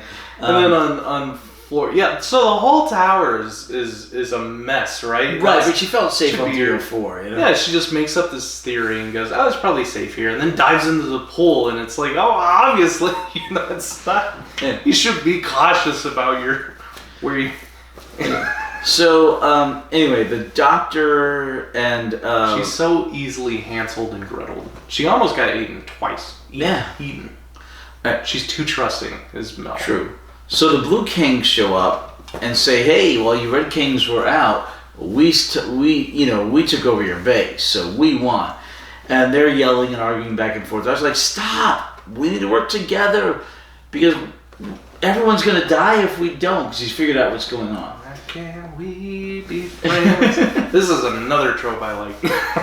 Although it shows up more in like medieval fantasy RPGs, but it's the whole uniting multiple tribes towards a common cause. Like in Fable 3, it's like you have all these different scattered factions of rebels, and you have to go and win each of them over and gather their confidence, and then unite this force against the evil. That's kind of what they're doing with the Red Kings and the Blue Kings and the Resident. He's taking all these scattered fractions and reuniting them against a mutual threat, and it's fun. I like it. Yeah. So they end up taking a service elevator, the Red and Blue Kings, and the Doctor up to the roof. The Doctor meets up with Mel. They see each other for the first time in 3 episodes. And so there's the Blue Kings, the Red Kings, and they come down on Pex like nobody's business. Scaredy cat, scaredy cat, scaredy cat. Alright, so then the residents show up, the Resis, and they're like, "Hey, we need your help. This guy's going through killing all these people, and people keep moving up to the higher floors, but not all of them are making it by any stretch." So then they were all cannibals. I don't know. So the kings did not trust the residents. Well, it's because some of them were cannibals. Right. So the only reason they would have to not trust them is because they were killing Tulia and Tabby, but not everybody necessarily. But they didn't trust any of their residents. Well, yeah. Would you trust people when people of yours went missing after they invited them in? I mean, exactly. I think a lot of them were cannibals. And she definitely seemed like... Maddie was a cannibal. Because she showed up, she sat down at the table, and then they're talking about, like, oh, there's always leftovers, and they cover up their, fried rat. We have no proof that she was a cannibal. We only have an inference. I think it's heavily inferred that a lot of the residents were cannibals. Okay. And that's why the kings did not like them. Alright, so the residents show up, and the residents are like, we need your help. And so finally,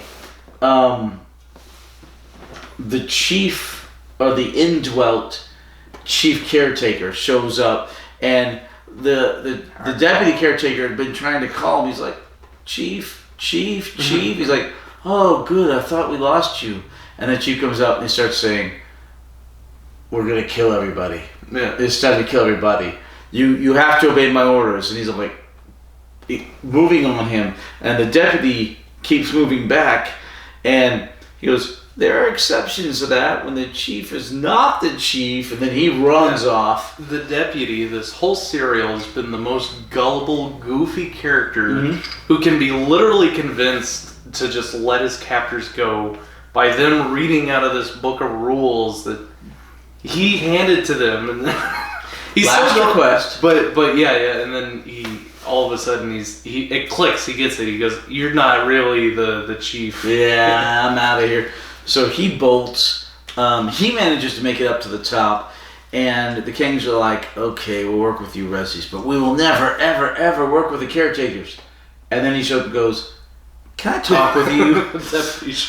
And they finally, in the meantime, thousands of people below are dying in this building. But they finally come up with a plan. And the plan is they're going to take a stash of explosives from level 246 or whatever that the caretaker knows about. And the kings are going to take those and put the explosives on the tips of their crossbows, but they call them bow guns. Yeah, they're crossbows, and they find the explosives, and they attach them to their bolts. And the Resis the residents are going to, because they make tablecloths. They're going to throw the tablecloths like they did over the Dalek. I can't see. It's totally pointless though, because they're mesh tablecloths. They could see right through them. Maybe they say they talk about like it's going to be a net, and they're going to tingle them up, and they won't be. But in practice, what we see on screen is this old lady kind of hobbles over with this mesh blanket and just kind of struggles to put. Not quite that bad. And the king shows up and shoots him with dynamite. Yeah. So earlier they shot one of the cleaning robots with a bolt before they had the explosives. And it does nothing. It's this robot. Well, there's a couple of them that do nothing, and there's a couple of them that make the robot go back because I guess their defenses kick in. Well, they only shot one bolt, and it makes it release the doctor. Correct. Well, but why? It goes like this. Pink. I'll explain later. All right. So anyway, they managed to kill most of the bots. Most of the cleaners, and the whole point is the doctor comes up with a plan, and he's like, okay, this guy is a major egotist. Yeah, he will only come out of his place that we can't touch him if he is led to someone he thinks is his equal. Yeah, which the doctor's like could only be me, because if he thought someone else had a superior intellect as his own, who would actually value their opinion. So Right. then the doctor knew he could get under his skin by criticizing his architect. Right, and the doctor's like, okay, who's going to do this? And all the kings turn away. And Pex volunteers. He's like, I will not be afraid again. And he volunteers. And they're like, are you sure you want this? And then he's finally accepted by the kings as an equal. And they give him some dynamite. And he gives this gun to Mel. Mm-hmm. And they give him some dynamite. And they give him a band that he's accepted as a king now. This cereal is so good. It's better than it has any right to be. I just wish they didn't make it so goofy, because it could have been incredible if they took it a little bit more serious. Oh no, the goofiness helped. I mean, it's fun, but like It's the icing on the cake. it's just it's too goofy. And it's like some of my favorite tropes, and I really like it, and I like the plot, and I feel like it was fun, and I like some of the funness, but so much of it was too goofy. I just enjoy it, and I love the story arcs.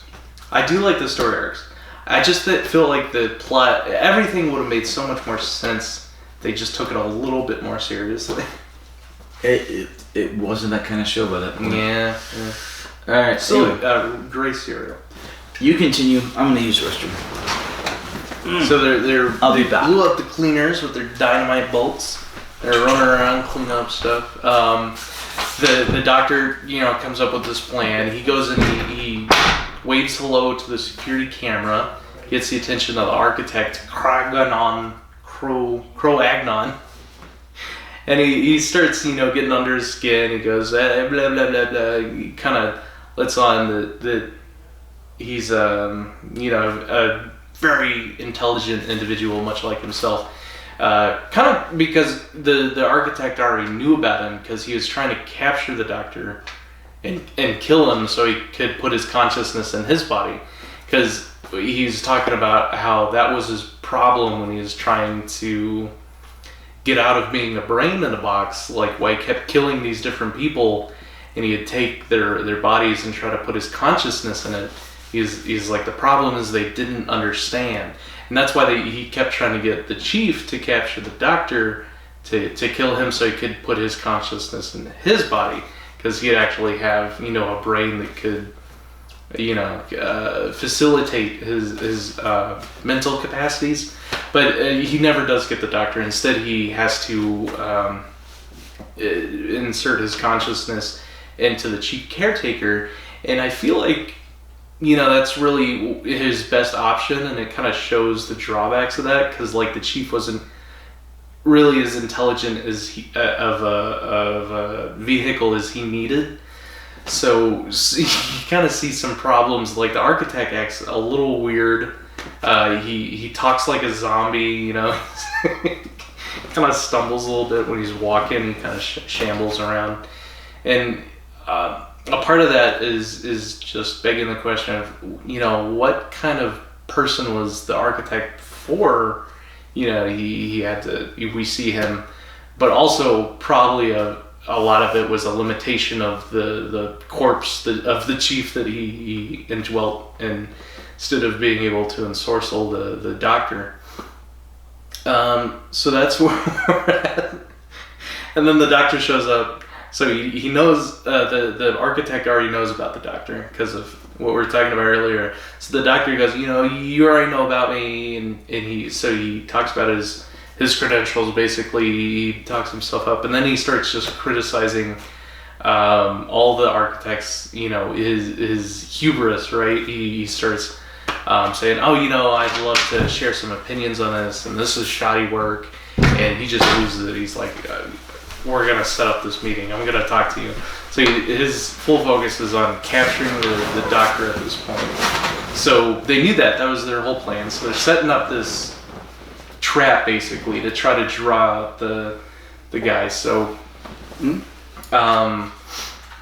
that's when they set it up. They have, and the doctor's like, Pex. Yeah, doctor's like, Pex, get him out there as soon as you can, so he doesn't see the cleaners being destroyed. Right. But then take your time so we can finish setting everything up. Yeah.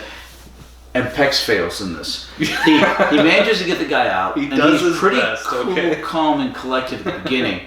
But then at one point, the guy leans over and goes, I'm only getting used to walking around in this body and seeing my Paradise Towers. You wouldn't be tricking me, would you? Yeah, No? Because you know what I would do to you if you did. Yeah? Let's hurry.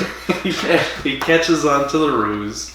So yeah, the architect forces him along to where they almost, stumble upon the doctor before the trap has been laid and everyone gets. Well, the trap hasn't been laid fully. Yeah.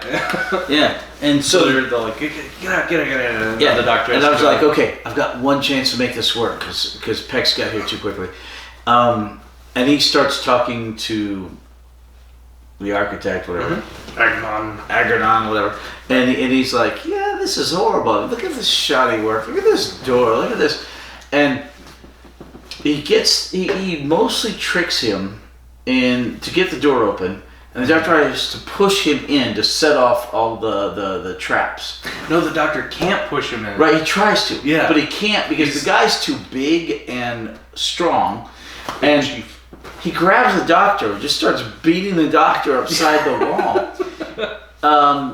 Pex does his normal thing and he runs. And he runs the one way. Yeah. And then there's a couple of cleaners. He runs the other way. And he bumps in. Kangs.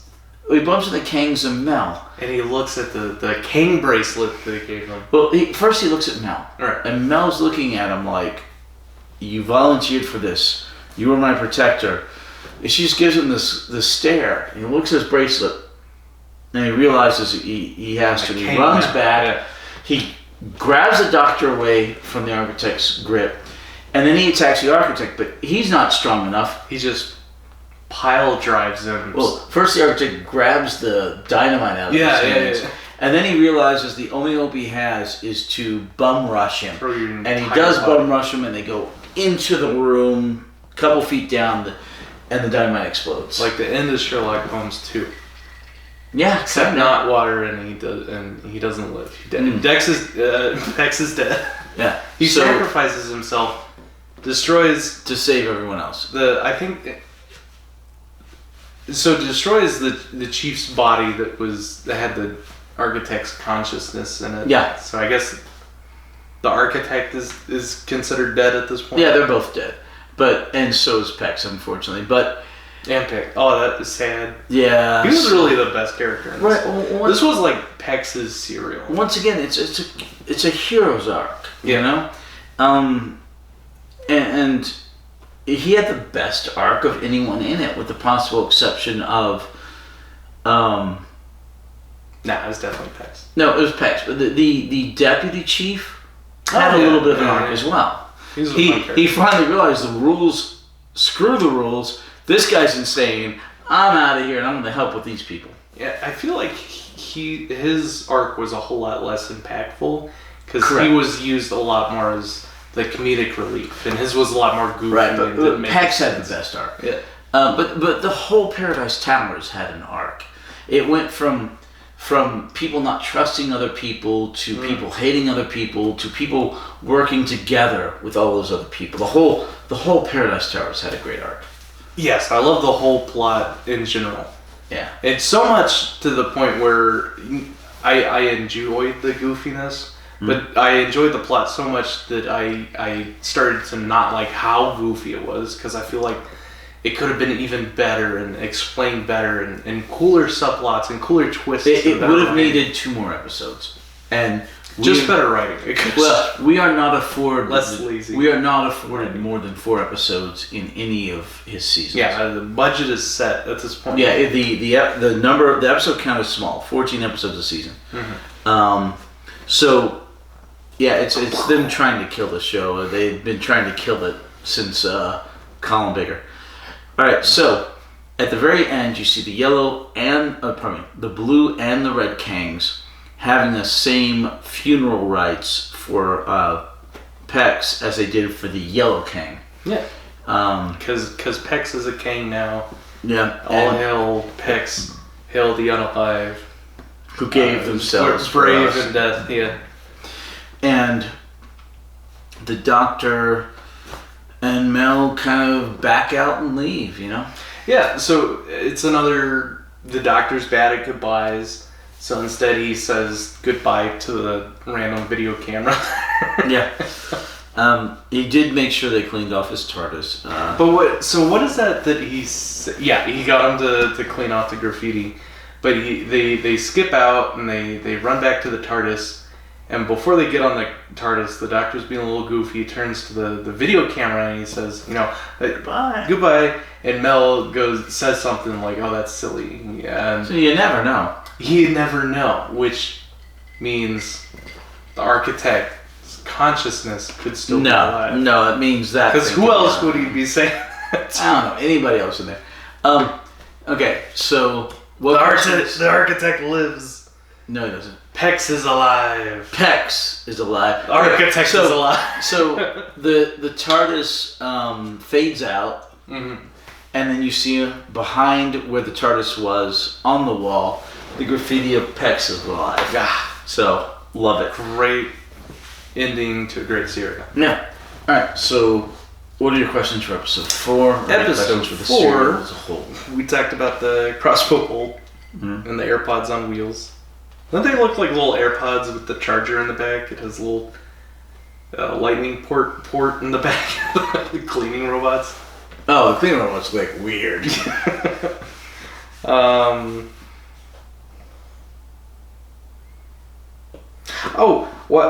So there's that one scene where Agnon is now in the corpse of the chief, mm-hmm. and he's clearing out all of the residents by floor. Yeah, he's like floor 165, 104, floor 166. Yeah, so dark.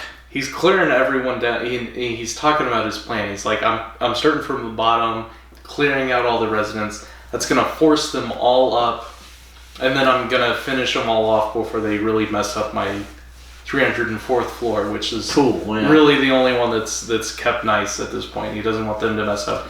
And then he goes, well, while I'm killing off all these people in the lower floors, let's check in on floor 304, see how that's going, because he doesn't want them to mess up his pool room. But it says you can't look up there by order of the architect. So how did he forget his own rule, and why did he have the rule of his 304th floor couldn't be video surveillance? Like, what? First of all, he expected that to be up there for the elite, like himself, and he didn't want it to be surveyed. Second of all, it had been 15, 20 years, so... I felt like just kind of another lazy writing of, we don't want him to be on the plot that they're... There's so much of that in Doctor Who. It works this way. When you don't need it to, it works that way. Wibbly, when you do need it to, it works wobbly, this way. Yeah. Timey-wimey stuff, yeah. It's like fantasy plot holes and magic. It's magic. Alright. Okay, so... Any other questions? That's the weird rule the architect forgot about. His own rule. Poor Pex. He was pretty strong. He put the metal pole in half. Yeah. Would you say that... I mean, he's got to be pretty in shape, pretty muscular. Yeah, he just never had to face proper adversity. Yeah, but would you say that Pex has large pecs? Oh, yeah. Pex has pecs. What's the sound of 3 drums and a cymbal falling off a cliff? And that's it. That's all my questions. Pretty straightforward serial. Yeah. I got a little confused at the beginning because, again, a lot of different people calling different tribes different names, and but once I started drawing the lines, I realized there's really only like 3 factions and a couple of sub-factions, and then it was really a pretty simple plot, pretty straightforward. Fun. Very goofy. Yeah, that was the thing, is it wasn't real complex, it wasn't a lot of aha moments. It was cool, and then where they could have gone deeper, they just made it goofy and fun. So it was fun, it was very fun, it was entertaining, a little too goofy, but still very enjoyable because I really liked the different sort of sci-fi tropes and plot points they had. No more questions, because I already asked my ending question. Is, Oh, will we okay. ever see the Architect again? Nope. Not yet. But you never know. All right. Doctor Who news. Okay. We have a lot. First of all, it's Tuesday, Tuesday today is the Tuesday. 11th of June, 2024. The Celestia Toymaker just Which- came out in the United States. Which, speaking of Tuesday, it's gonna be our usual here on out for a little bit. Yeah, we're switching to Tuesdays, Tuesdays. for Which our podcast. I feel like you'll see we- them Tuesday nights or Wednesdays. I feel like we did it so often on Tuesdays anyway. Well, my wife's now working Monday nights, and she wants to fall asleep during during the show. Me too. And you also have something going on Monday nights, and then I do. you said you did, or you implied you did. Monday nights? Yeah, something about Mondays. Oh, I was making a joke because you said Lissa works Mondays now. I said, oh, me too. Okay. Because I work Monday through Friday, but no, I was just joking. I don't Oh, have okay. anything Monday evenings. All right. So between now and the fact that football will kick in, Monday Night Football, we're Tuesdays moving this to Tuesdays for the short-term future. Or permanent. Maybe. But anyway, Celestial Toymaker. Because that's really our flexibility there. The podcast was always either Monday or Tuesday, right? Well, or Thursday or Wednesday occasionally. I mean, like as a permanence, like the days we were thinking about. Because we talked about moving it from Mondays once before, I feel like. Yeah. Once or twice. Yeah. Alright. So we will watch this during cleanup once we finish with this Celestial doctor Toymaker. after 10 Is more animated. weeks. And we will have this and hopefully something else. So excited for that one. Because that was one of the reconstructions that I was real lost on. But was honestly a pretty good serial. And I like the villain, and you want to follow what's going on, but you can't really follow it that well. So we were Except for the excited one for episode this that one. exists. Yeah, that one. Okay. In terms of other Doctor Who news, last week I picked up season 20. Woohoo. There we go. The Davison season. Season 20? Oh, and Blu-ray? Yeah, The Blu-ray. Blu-ray release. On Blu-ray. of season. Next month in July, we will have season 15, which is Tom Baker. After that, we have no more dates in the United States whatsoever. No announcement. No 60th. No Special 60th anniversary specials. Although I consider Power of the Doctor as a 60th anniversary special because it's the only multi-Doctor episode of that year besides the bi-generation. Oh, so that just filled in the role of the 60th. default. I'm leaning into that. They but never okay. really. But- you don't think they're going to make. So there's them? the three 60th specials. There's the Christmas three special.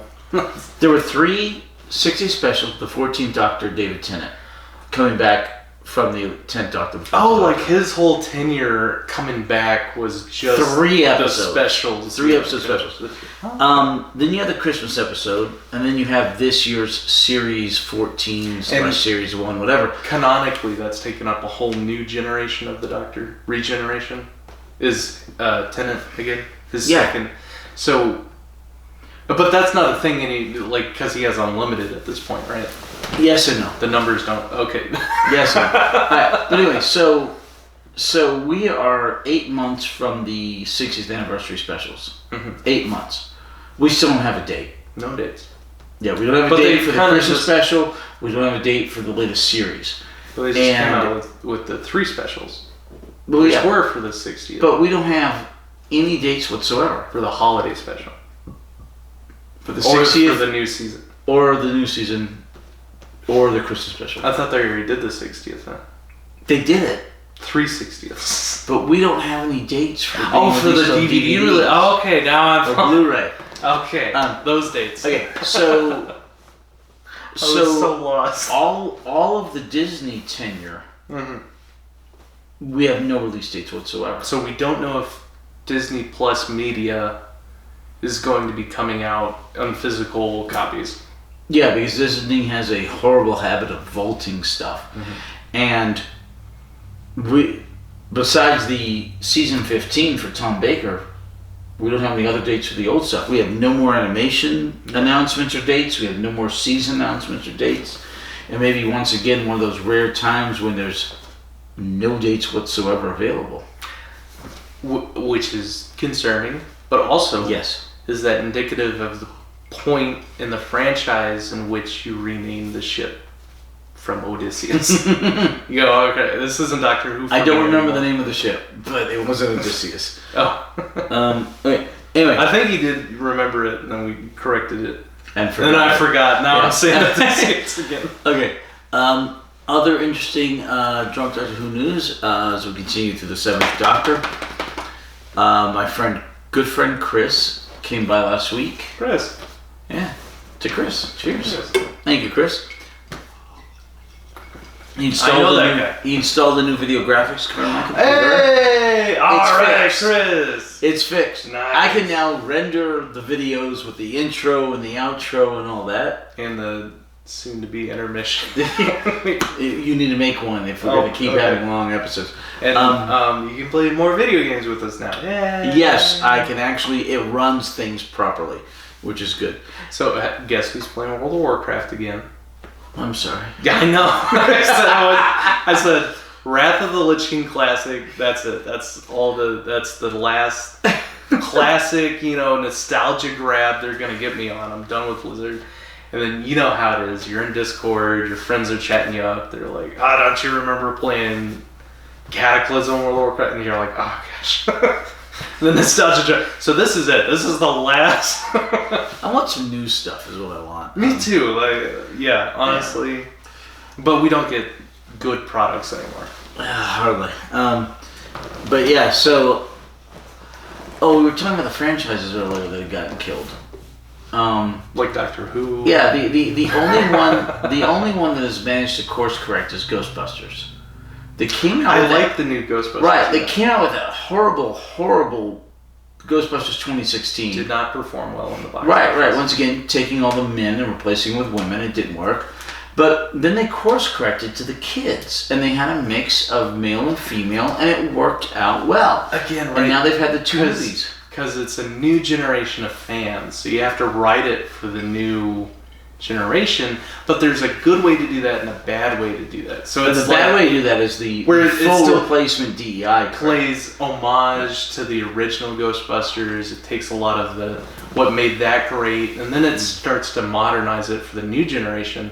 Where instead of making it 100% for just kids, and then sticking a whole bunch of themes and overtones. The latest one, Afterlife, or whatever it's called. So that's the first kids one. What's the second one? I haven't seen that one yet. I don't know what it's called. Frosthaven or whatever. Yeah, something like that.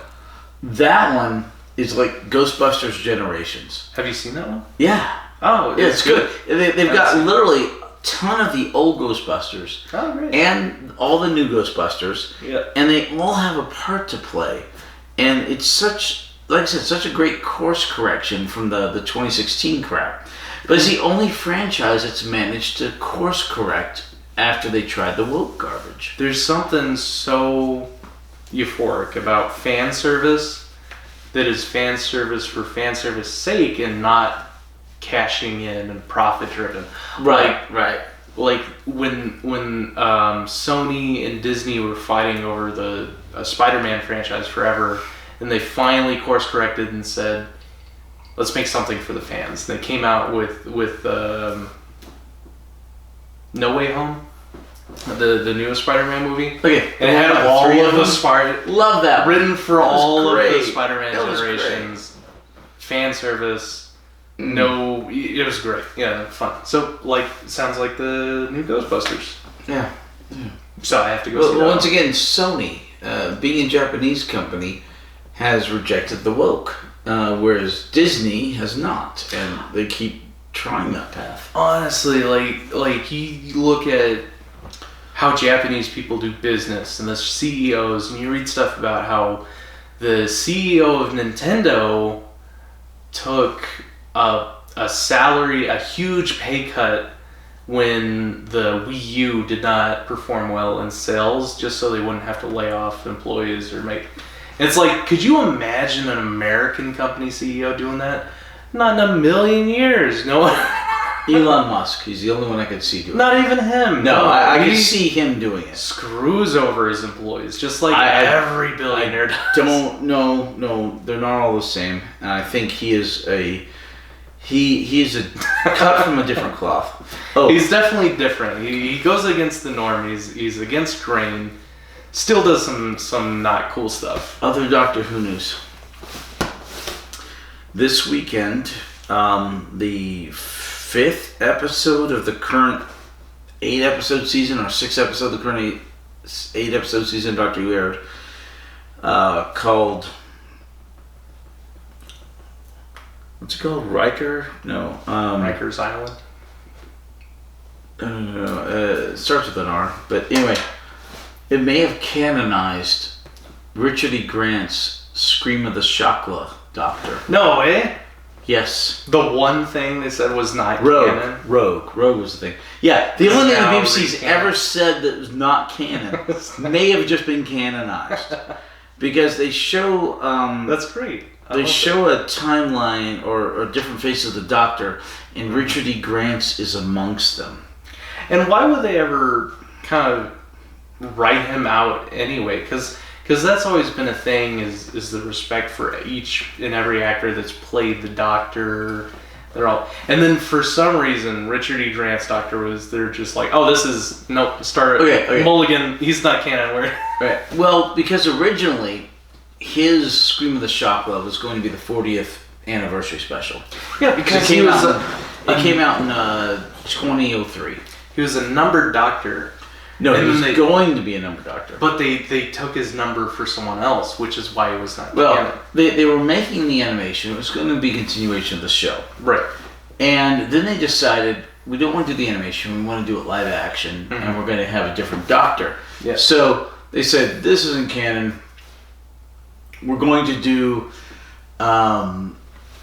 Eccleston, and we're going to do it live action. Which is so different to how they do Doctor Who. Right. So, anyway, they've now gone and... Oh, I don't want to get into these spoilers with you, but... I'm not going to remember. So, the last regeneration was... I don't know, some things stick. Like, some things I'm looking forward to for years. Okay. So, last regeneration was a bi-generation. What does that mean? He splits? Yes. It's like his avatar again, of his future generation and past two No, Doctors. the most... Okay.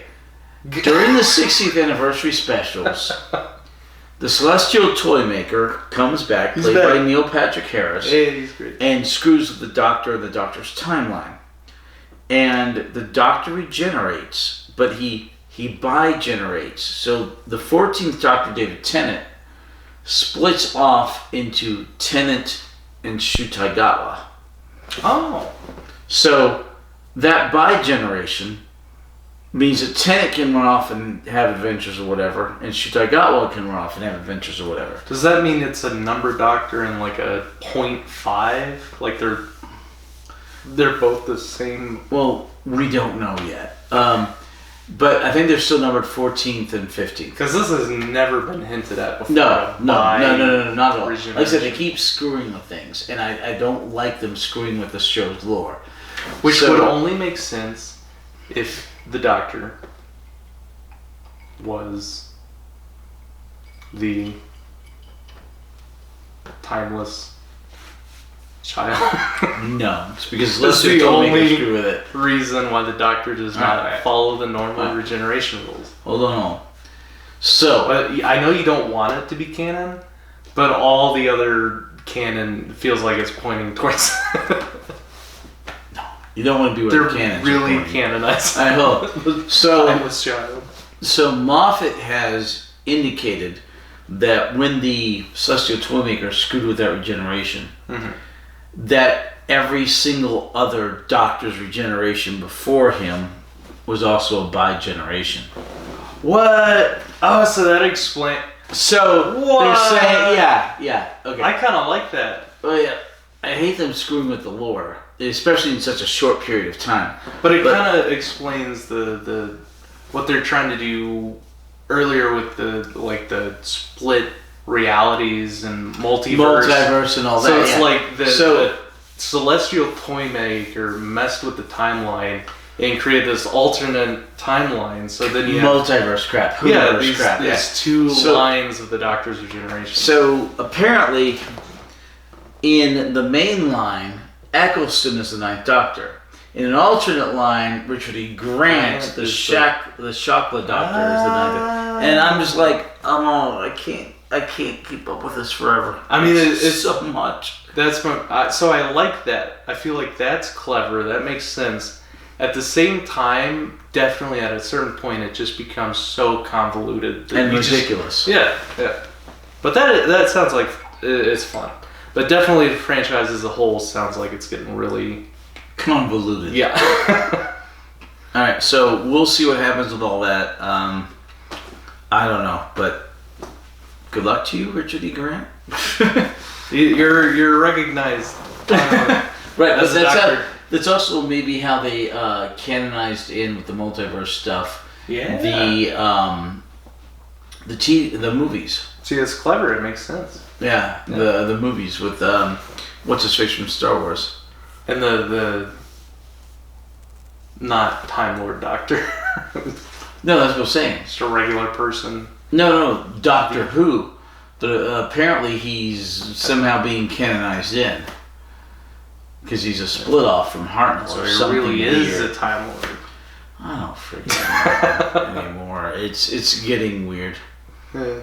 Alright, we will see you next week, and then I'm taking a couple weeks off for vacation. Yay! But next week we'll have our 150th episode. Hey! Bum bum bum. What was it again?